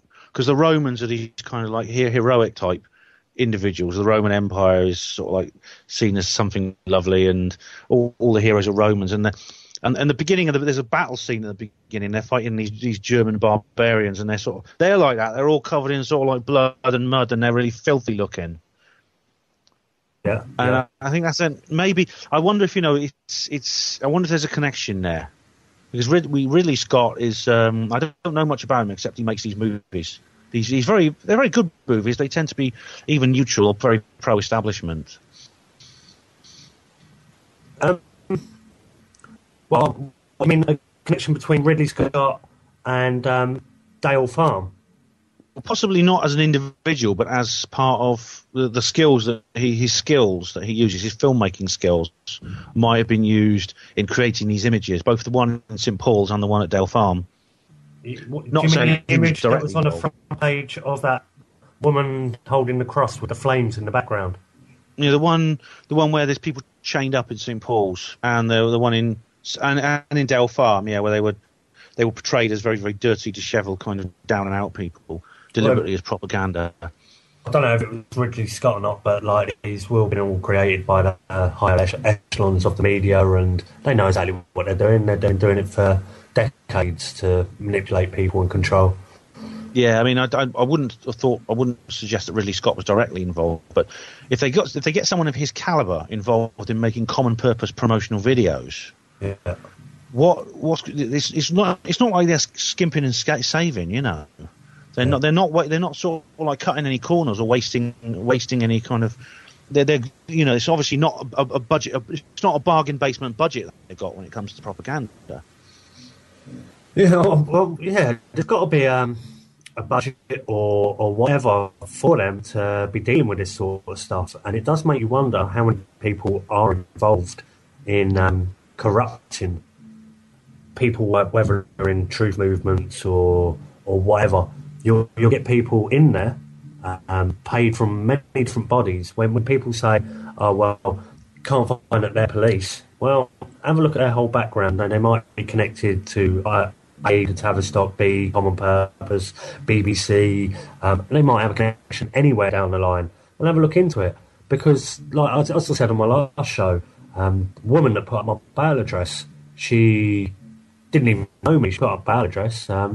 Next thing I know, I'm in her bed, and then I'll find out that she's trained by the Tavistock Clinic. She's also got an ex-partner who's second in command of GCHQ, Counter-Terrorism Spy Branch. She's got a whole load of lists, which makes her, to me, seem a little bit suspect of why you're in my life. And load of things went wrong, manipulation and everything. And even this super patrol that I picked up along the way, who tried to cause me ag for the past year. And he'd done a good job, he'd done a good number. But at the end of the day, it's an epic failure, because he went over to another radio station, which I used to support for years. And this is the reason that I've come over to this one, because I will no longer support a radio station that disregards hosts when they've done a lot of hard work for them. And I've seen it done to a few people, and I've just had enough of like their sort of crap, really, to be honest. And the guys that I didn't know any of these guys, never spoke to them before, I don't think, from this station. But they all seem like really sound chaps and doing good things. At the end of the day, there's probably one or two people within our group that are very questionable. But I just don't understand how somebody could be part of something, i.e. truth and the rest of it, and they've got a suspect past, i.e. they could be a PCSO, and they could have got the sack for racist comments or things like that, or even just got the sack, and then they join instantly onto host a radio show. It's like, well, wouldn't you say, yeah, I used to be an ex-PCSO or an ex-cop or something like that, and tell people what you're doing?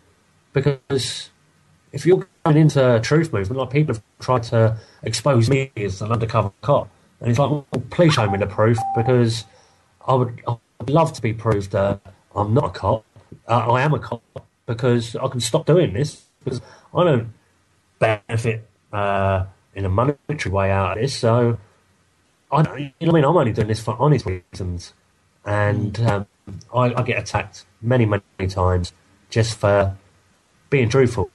You know what I mean? I've been a bugger in the past. I grew up a little bit of a white boy.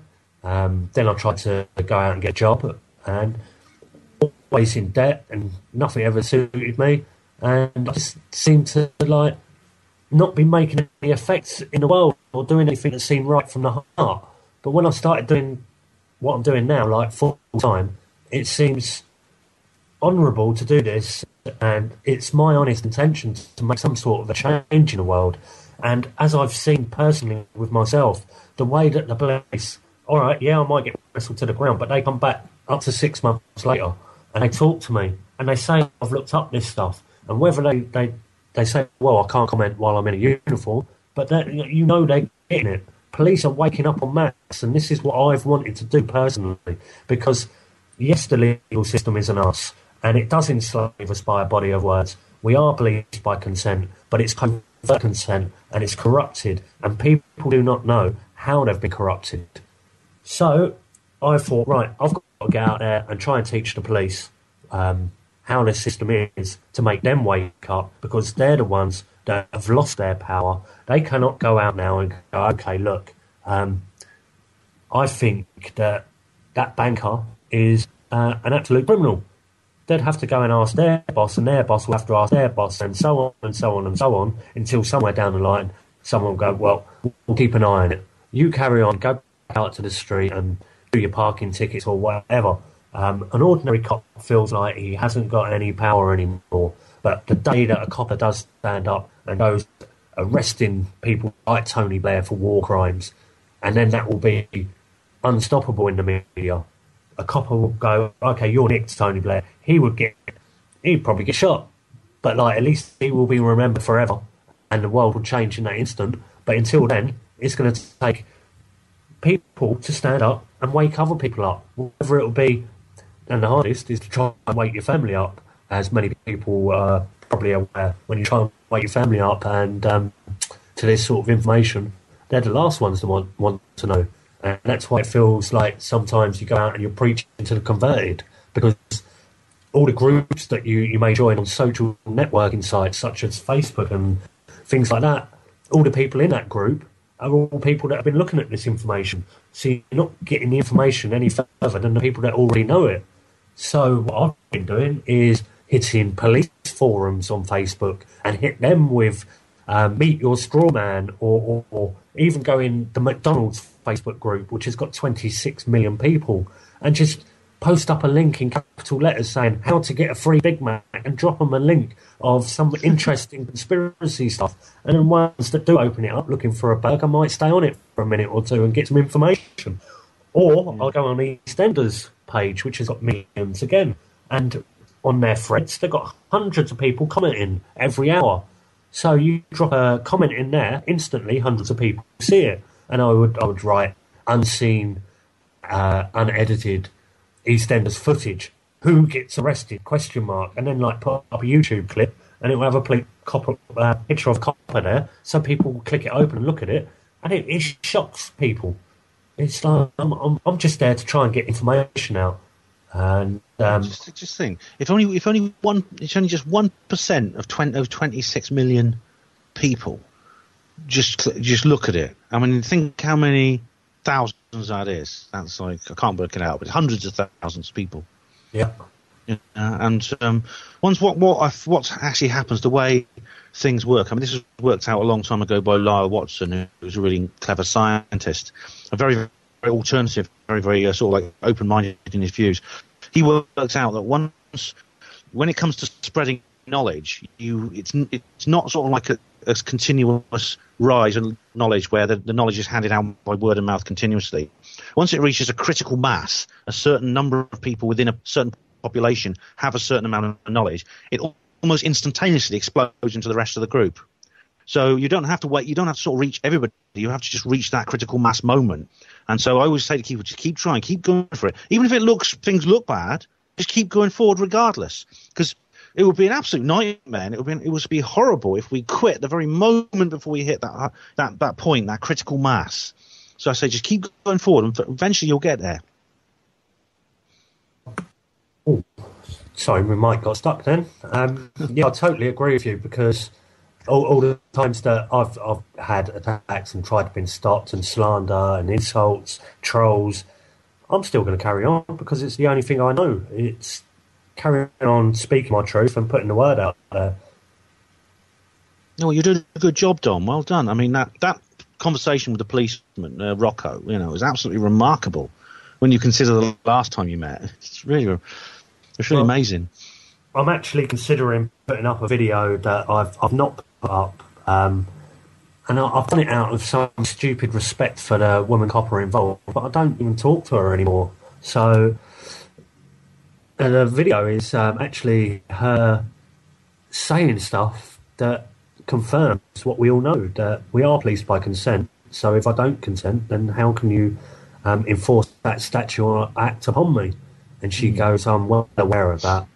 And when I explained to her, being the City of London and you're working for the Crown, what the City of London is, which is half a square mile, which has all the banks located in it, then who do you work for? And she says, the lovely banks. So I'm thinking about that, because that is going to be a shocker. But I hope you do, mate. I did, because that'd be interesting. I did take it down out of respect for her, because she is a good copper, and I wouldn't want the good cops to quit. That's the last thing I want, because if you get all the good cops to quit their job, what are you left with? I mean, would you be able to disguise her identity? Black out her face? Well, she would. Well, no, because this is Bishopsgate Police Station in London. They all know me in there. They all watch my videos, and you know, I mean, I've got confirmation from this from many police on the street saying, yeah, we actually watch your videos in the office with our bosses. So it's like, okay, cheers for that. And she's also said, because there is another video of her on my YouTube channel, it wouldn't be hard to find out that it's her. And they've already seen it, because I put it up and instantly. I sent her a message because I took her phone number from Occupy, and I sent her a message saying, yeah, I'll put that video up. And she said, yeah, I know, and not happy because my face isn't blurred out. And then I tried blurring it out and she still weren't happy, so I took it down. But that video might actually indeed come up over the next few days on my YouTube channel. Right. Well, I hope. I mean, obviously, if she's a good copper, then I hope no harm comes to her. Well, one copper that's been on my channel, I think he's got an early retirement, and he was one that started looking this information up and coming back to me with information. He was. I went into the police station a few years ago, and I started asking him about the Necessity Trust Act of 1666, and he'd never heard of it. And we asked him a few things about consent, and if we're policed by consent, what does that mean? And he said to me, well, as you know, as we're in a common law jurisdiction, that means no harm, loss, fraud, or breach of peace, and statutes and acts actually require your consent to be given the force of law. I thought, this cop's brilliant. And then he went off, came back. Well, we told him we was going to come back in a month, and I left him for at least a year, I can't remember how long, and went back in there, and he'd done a lot of research on the straw man and all these theories and everything out there. And he said, well, I've looked into it, but it'd be interesting to see how that would go on in court. And I think he has seen how it goes on in court now. But he's got an early retirement, and is that through his damn good, jolly hard work, or is it for asking too many questions? Well, I suppose like Charlie Skelton, was it Charlie Shelton? The guy from Skelton, yeah. I mean, once a certain point is reached, those people will be, you know, you can't enforce will on people if enough of those people are standing up to you. You know what I mean? Yeah. So hopefully we've reached a point now where people will be able to speak out, and they will be able to say what they're thinking about these subjects without being persecuted, because it's just no longer possible to anymore. I mean, I do feel hopeful when I look at the way propaganda today is so sophisticated compared to what it used to be. You know, you don't get these simplistic sort of like posters where they say your country needs you. You know, they have to. You know, I think we're nearly at the end. Yeah, and then it's much more sophisticated nowadays. That gives me hope, because they have to jump through more hoops to persuade us. Yeah. Well, all I'll say to people out there as it is coming to the end of the show is don't ever let anything get you down. Fear is an illusion in itself. So just carry on doing what you're doing. Be yourself. And I've just been told to run over like that. Run over what? Yeah, just be yourself, because nobody can stop you being you. That's the only thing they can't stop you doing is... being real. Well, I'll tell you what, there's that run over, if you like. So after a couple of tunes, might actually come back on with, what, Bob, do you want to come on?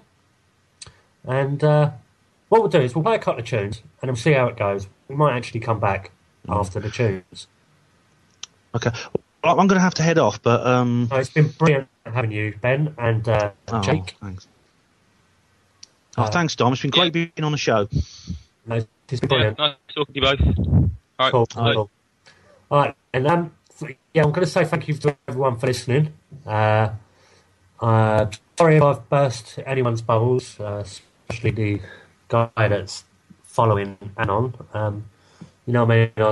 I don't mean to burst it. Well, I do mean to burst people's bubbles, I suppose. I'm just being me. It's I do provoke situations and make people think. And I think people should be thinking more, especially about following stuff that they haven't created themselves. But anyway, let's knock on a tune, or two tunes, and then see if I'm back after the break. Might not be, never know. But love you all. Thank you again. Cheers, Dom. Bye-bye. Bye. Room in my belly, crow from the start. Begin with the basics until you find a spark, and it's on with the color. Cover every part. If you need a preview, check my Technicolor heart.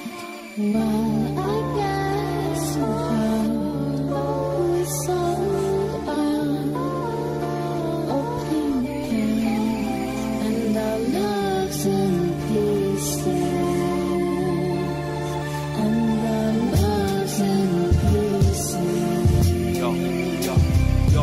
Let's start with the rule of quality, divine shade. Some say closest to Hades, some say closest to making babies.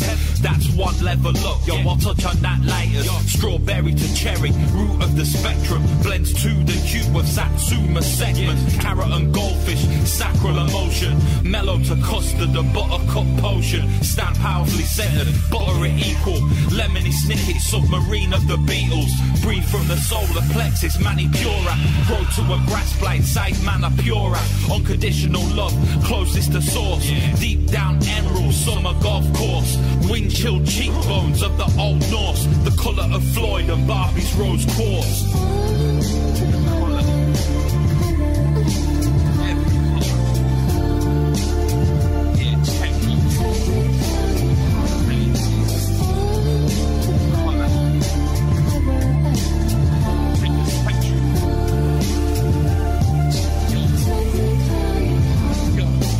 Motion to ocean, open your throat. Under kyanite skies we float on muddy waters. Two brothers had jokes, like Chris, best brethren of Henry's cat, Alatara, Palando's cloaks, flying monkeys. Transition takes flight like buntings, seeing through Anya, tunnel through time. Amethyst, bless my bro, sapphire alike. Healing flame in the mind, cleanse my third eye, pituitary flies. Pineal pilot, landing lavender land. In silence, sanguine iris, the reign of a prince. Star blown apart, the ultimate end of Miss Beauregard. The end of the spectrum is only 3D.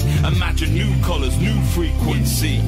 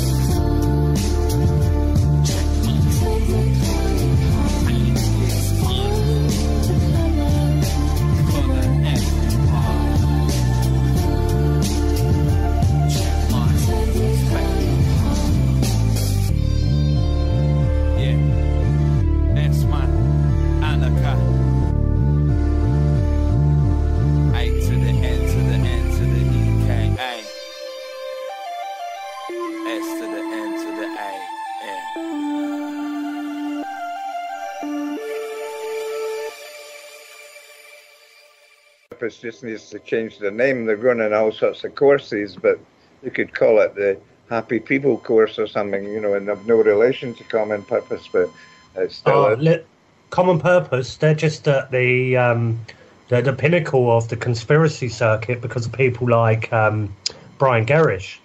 But I know for a fact that there are hundreds of these in the same format, the same as Common Purpose.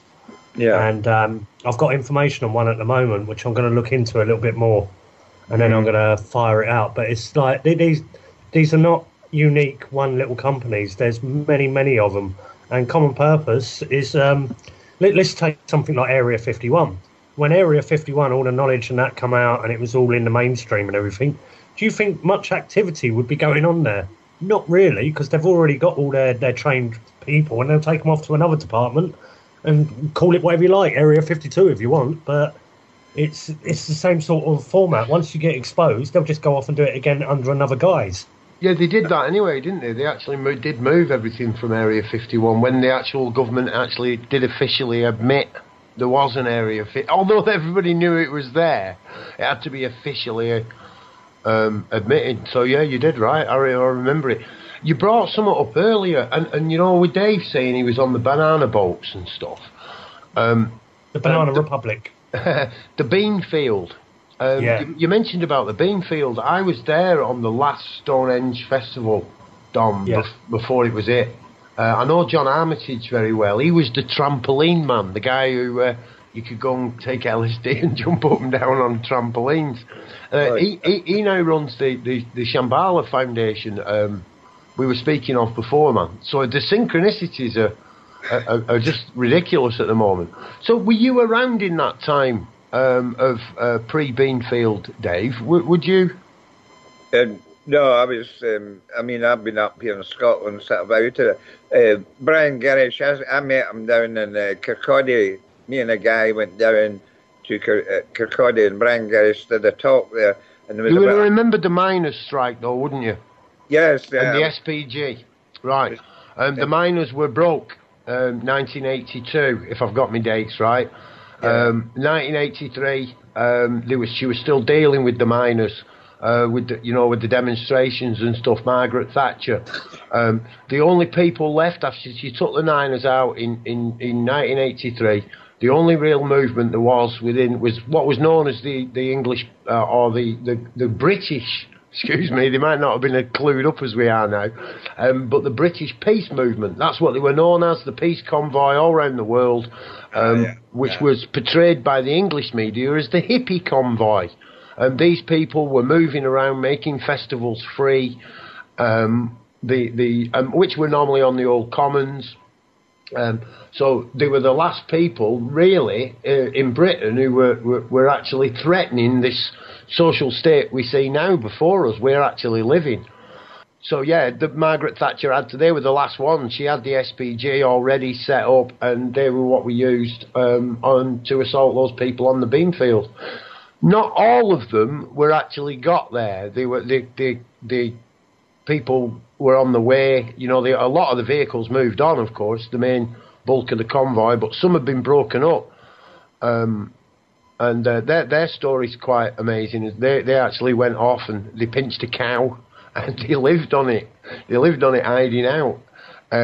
Living it, yeah. So people come up here to Scotland, they think it's free, you know, and you can walk in and there's so much land there, but it's not. I mean, the locals here, you know what they're like, they know every movement. You know, I was down in the west at the yacht when I was rich a few years ago, and every local knew every person, and they know who's bringing in the drugs up here. But what was I going to say?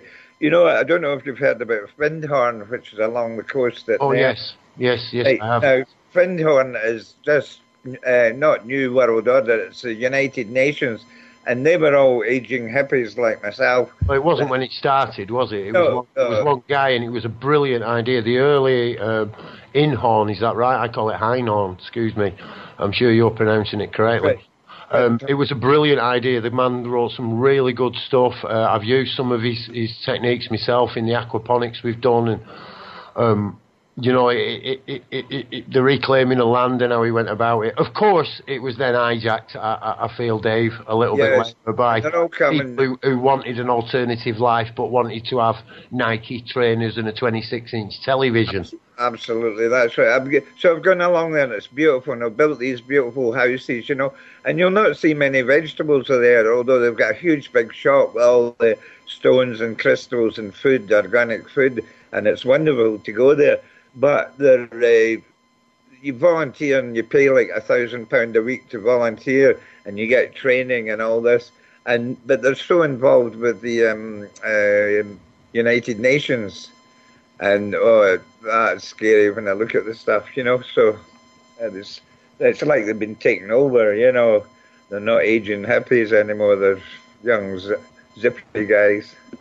But it's just seeing everything and seeing it like you're going. I'm like up here now. I was a wedding photographer, and I've taken photos of everything and gone everywhere in the Highlands and all the weddings. I've been in all the castles, the best hotels. And I've been everywhere, but I'm looking at it with new eyes now. I'm seeing signs. You see signs everywhere. I'm seeing signs from God. Well, maybe I am, yes, but it's the quickening, brother. The quickening. So it's really sore, actually. It's this powerfulness that you feel. That I made a sign tonight. What I'm sitting doing is, I'm making a lonely guy needs girls sign, and there's a smiley face on it and my website address. And because I've been doing the videos, and I'm a bit fed up shouting, I'm wanting stories about Highland Council, but I'm going to go up there.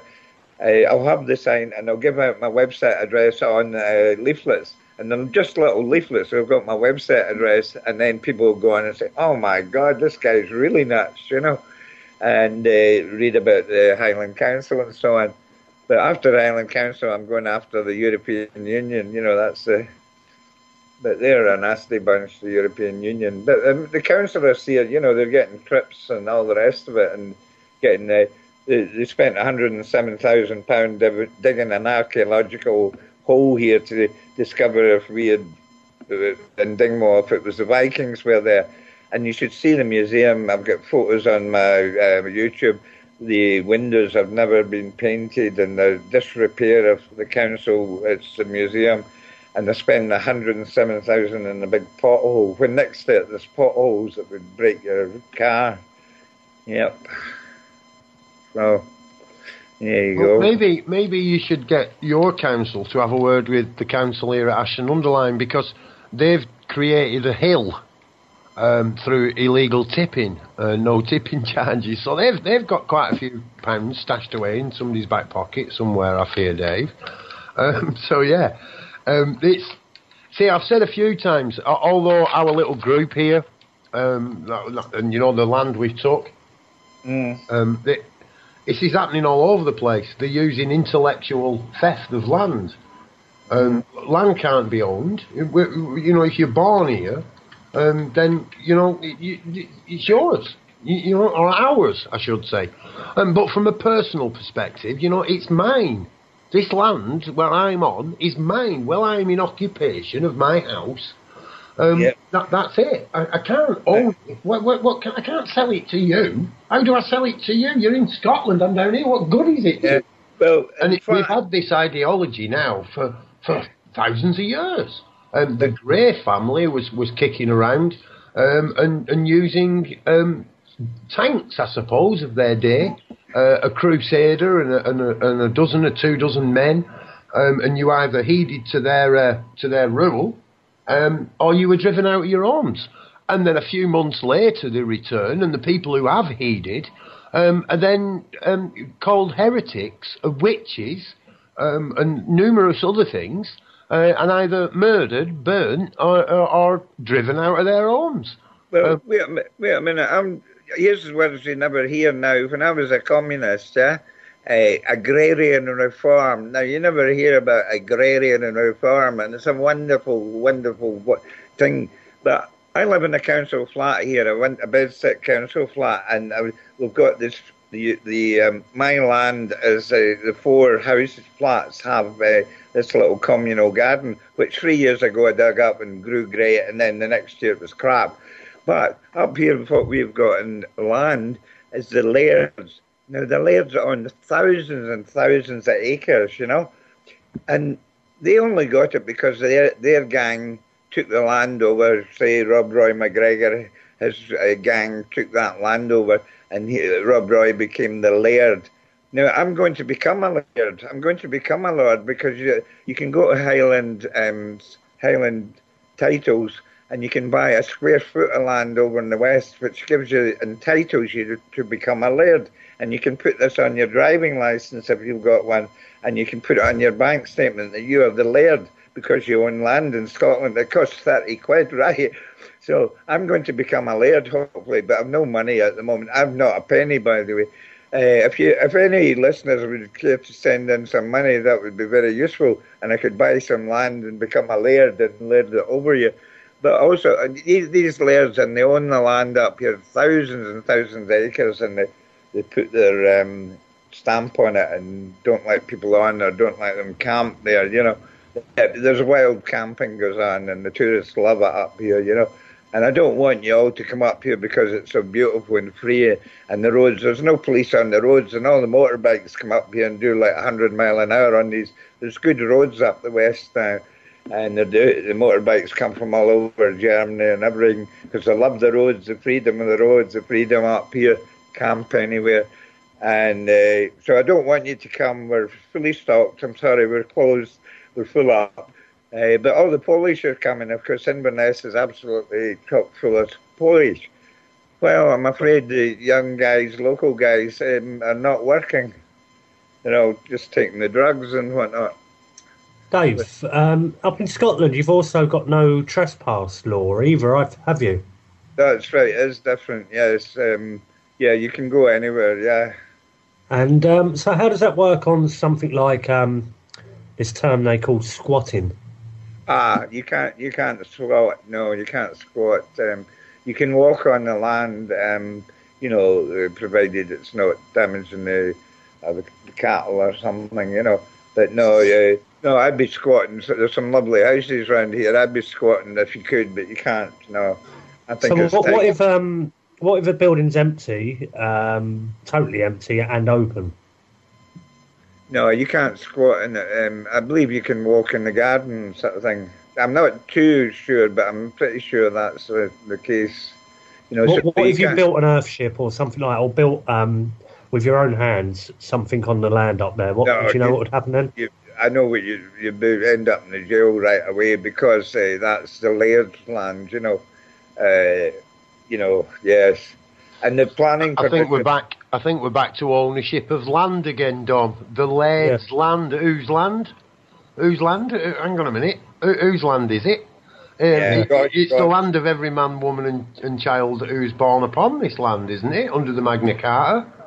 And that was not upheld. That's our law. That's our law, not their law. Of course. You know, it reminds me of the man on the BBC coming on tomorrow morning and saying, right, rise up, everyone. The revolution started. You know, the laird's not going to turn round and say, well, I do believe there might be one or two. But yeah, to actually get into that negotiation over paperwork for land, I'd be dubious there, Dave. I think that's just the Illuminati trying to trick with you, bro. Really is. You don't want to be taking ownership of a land. You want to be declaring that land free. Yeah. You know, that's what we need to do, man. We need, and like I say, we need to take that back. I mean, it's the basis of what it is to be Scottish or English or Irish or Welsh. You know, what have our ancestors stood here for so long for against this tyranny? You know, okay, we're more educated now than we ever were. We can now connect together across the world. We can put up internet radios in a couple of weeks. We don't need to rely on them. We don't. And we've got them telling us they control this and they control that. No, more people like yourself and Dom, Dave, and we'll be there. Hold on a minute. Now, Highland Council have got planning permissions. Yeah, you have to apply for planning permission.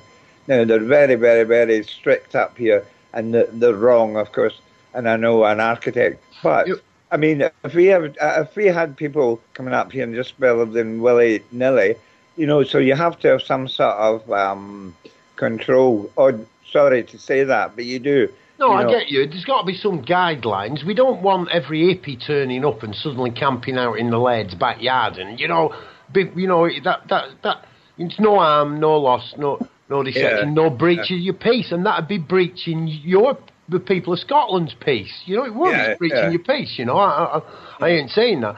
You see, what we did is we stopped waiting for the authority to give us authority to say it was all right. Just go and do it.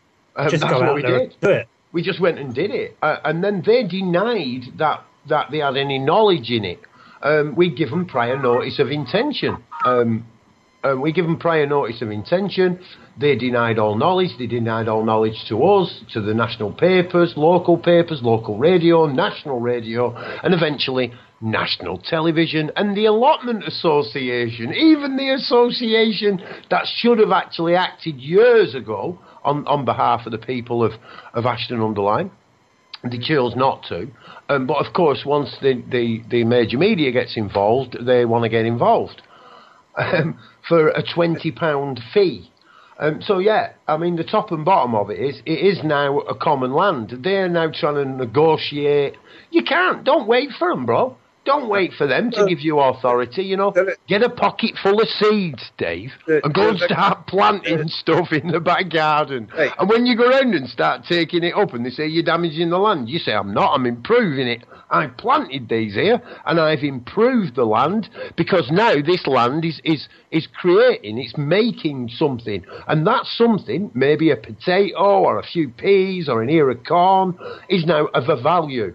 You can eat it, it has now got value, therefore you are increasing the value of the land, not decreasing the value of the land, and if they have got a problem with you, then you could charge them for your work in increasing the land for them.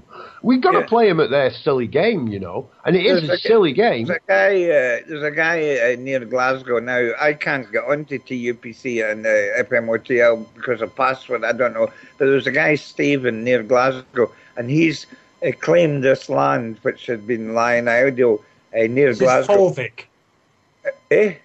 Is it Forvik? No, I know about Forvik, the island up, and I haven't looked at him for a while.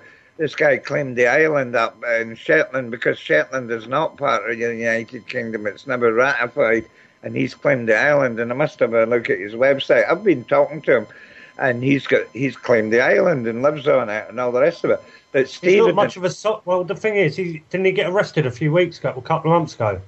Oh, dear, he was making stamps. He can sell stamps and passports and all sorts. And all the Africans were buying these passports.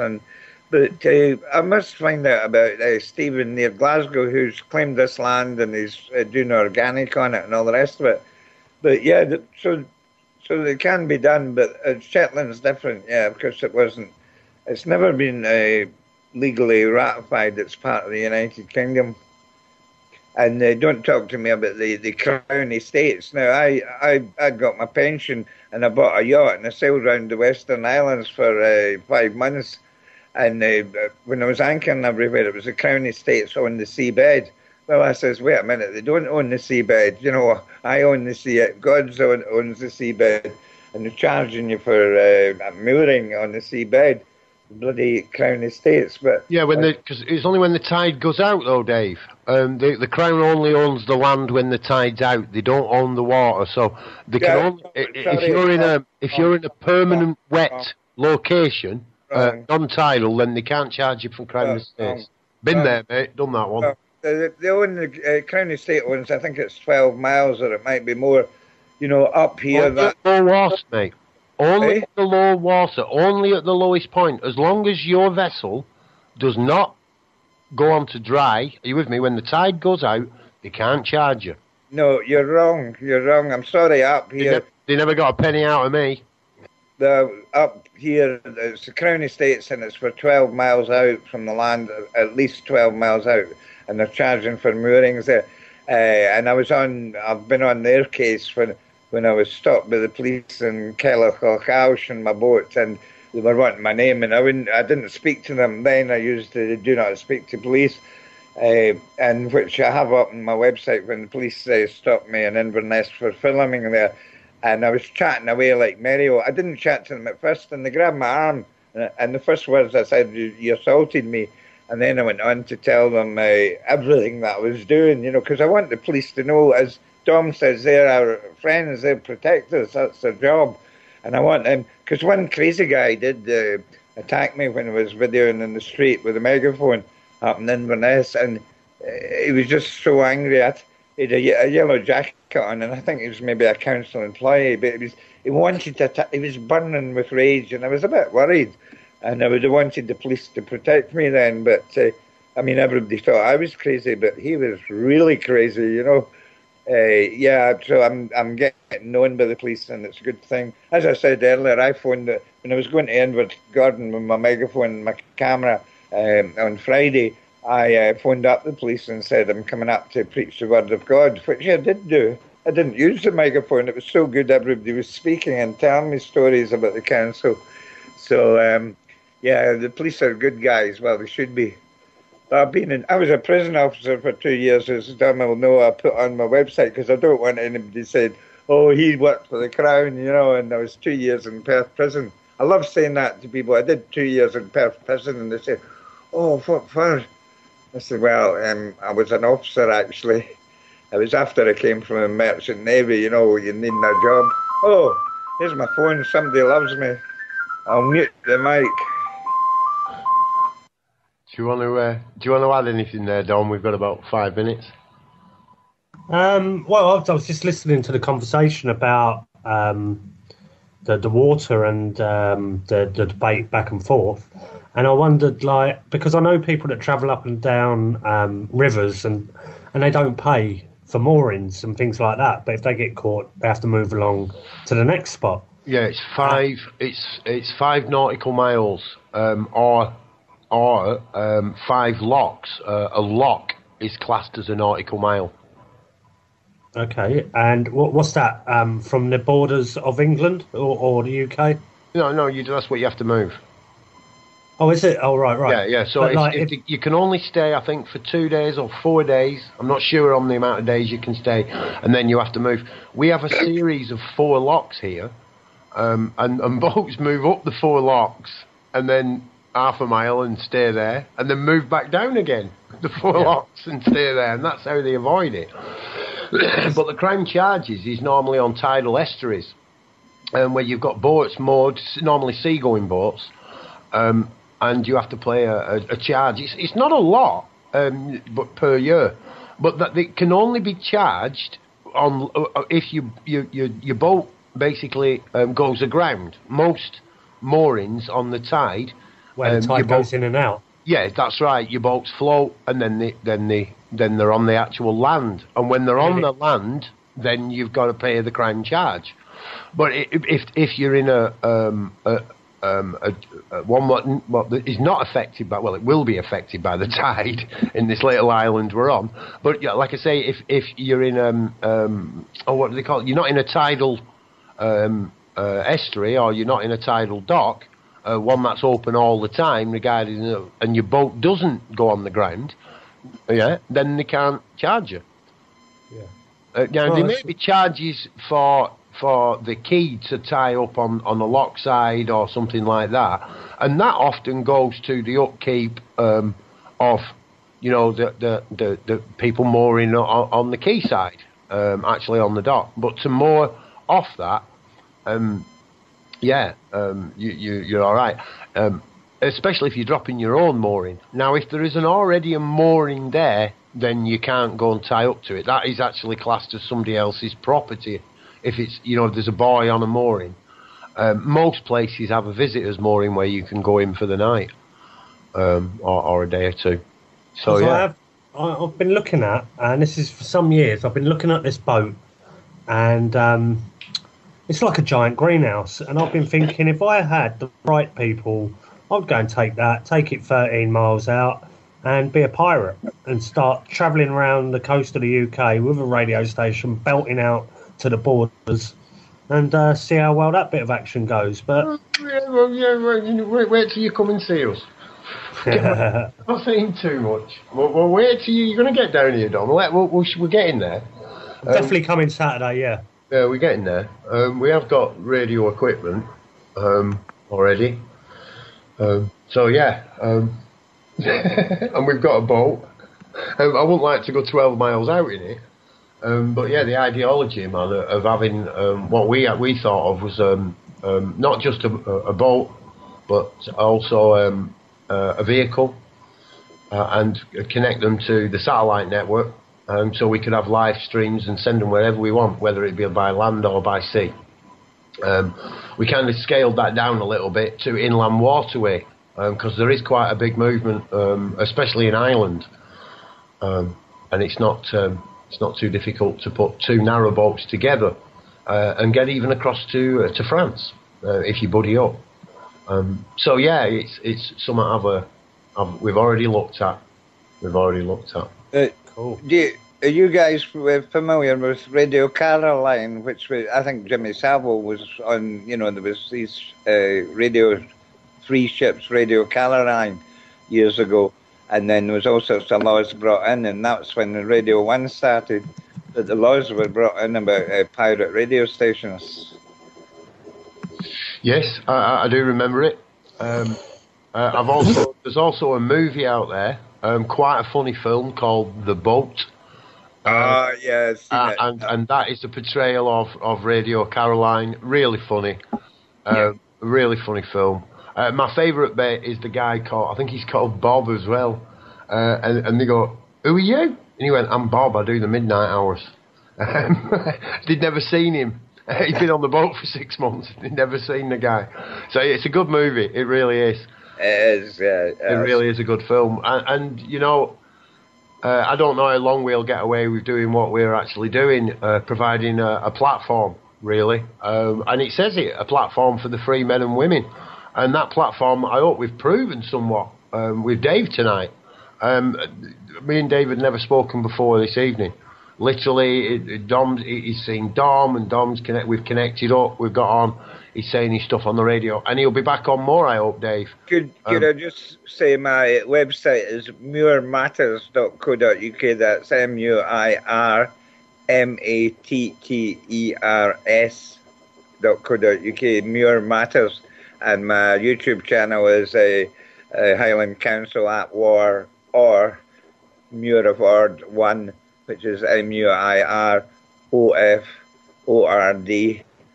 number 1. I stay in Muir of Ord, which is near Inverness. Dave, you may not have noticed this, but below this black box where you've got all these little pictures with our names under, to the left of it there's a little round blue bubble. If you click that, a text box will open up, and you'll see in there that robohippy, I am Ty. If you put your information in, we'll put all the links on the Darkcity side for you, mate. No worries at all.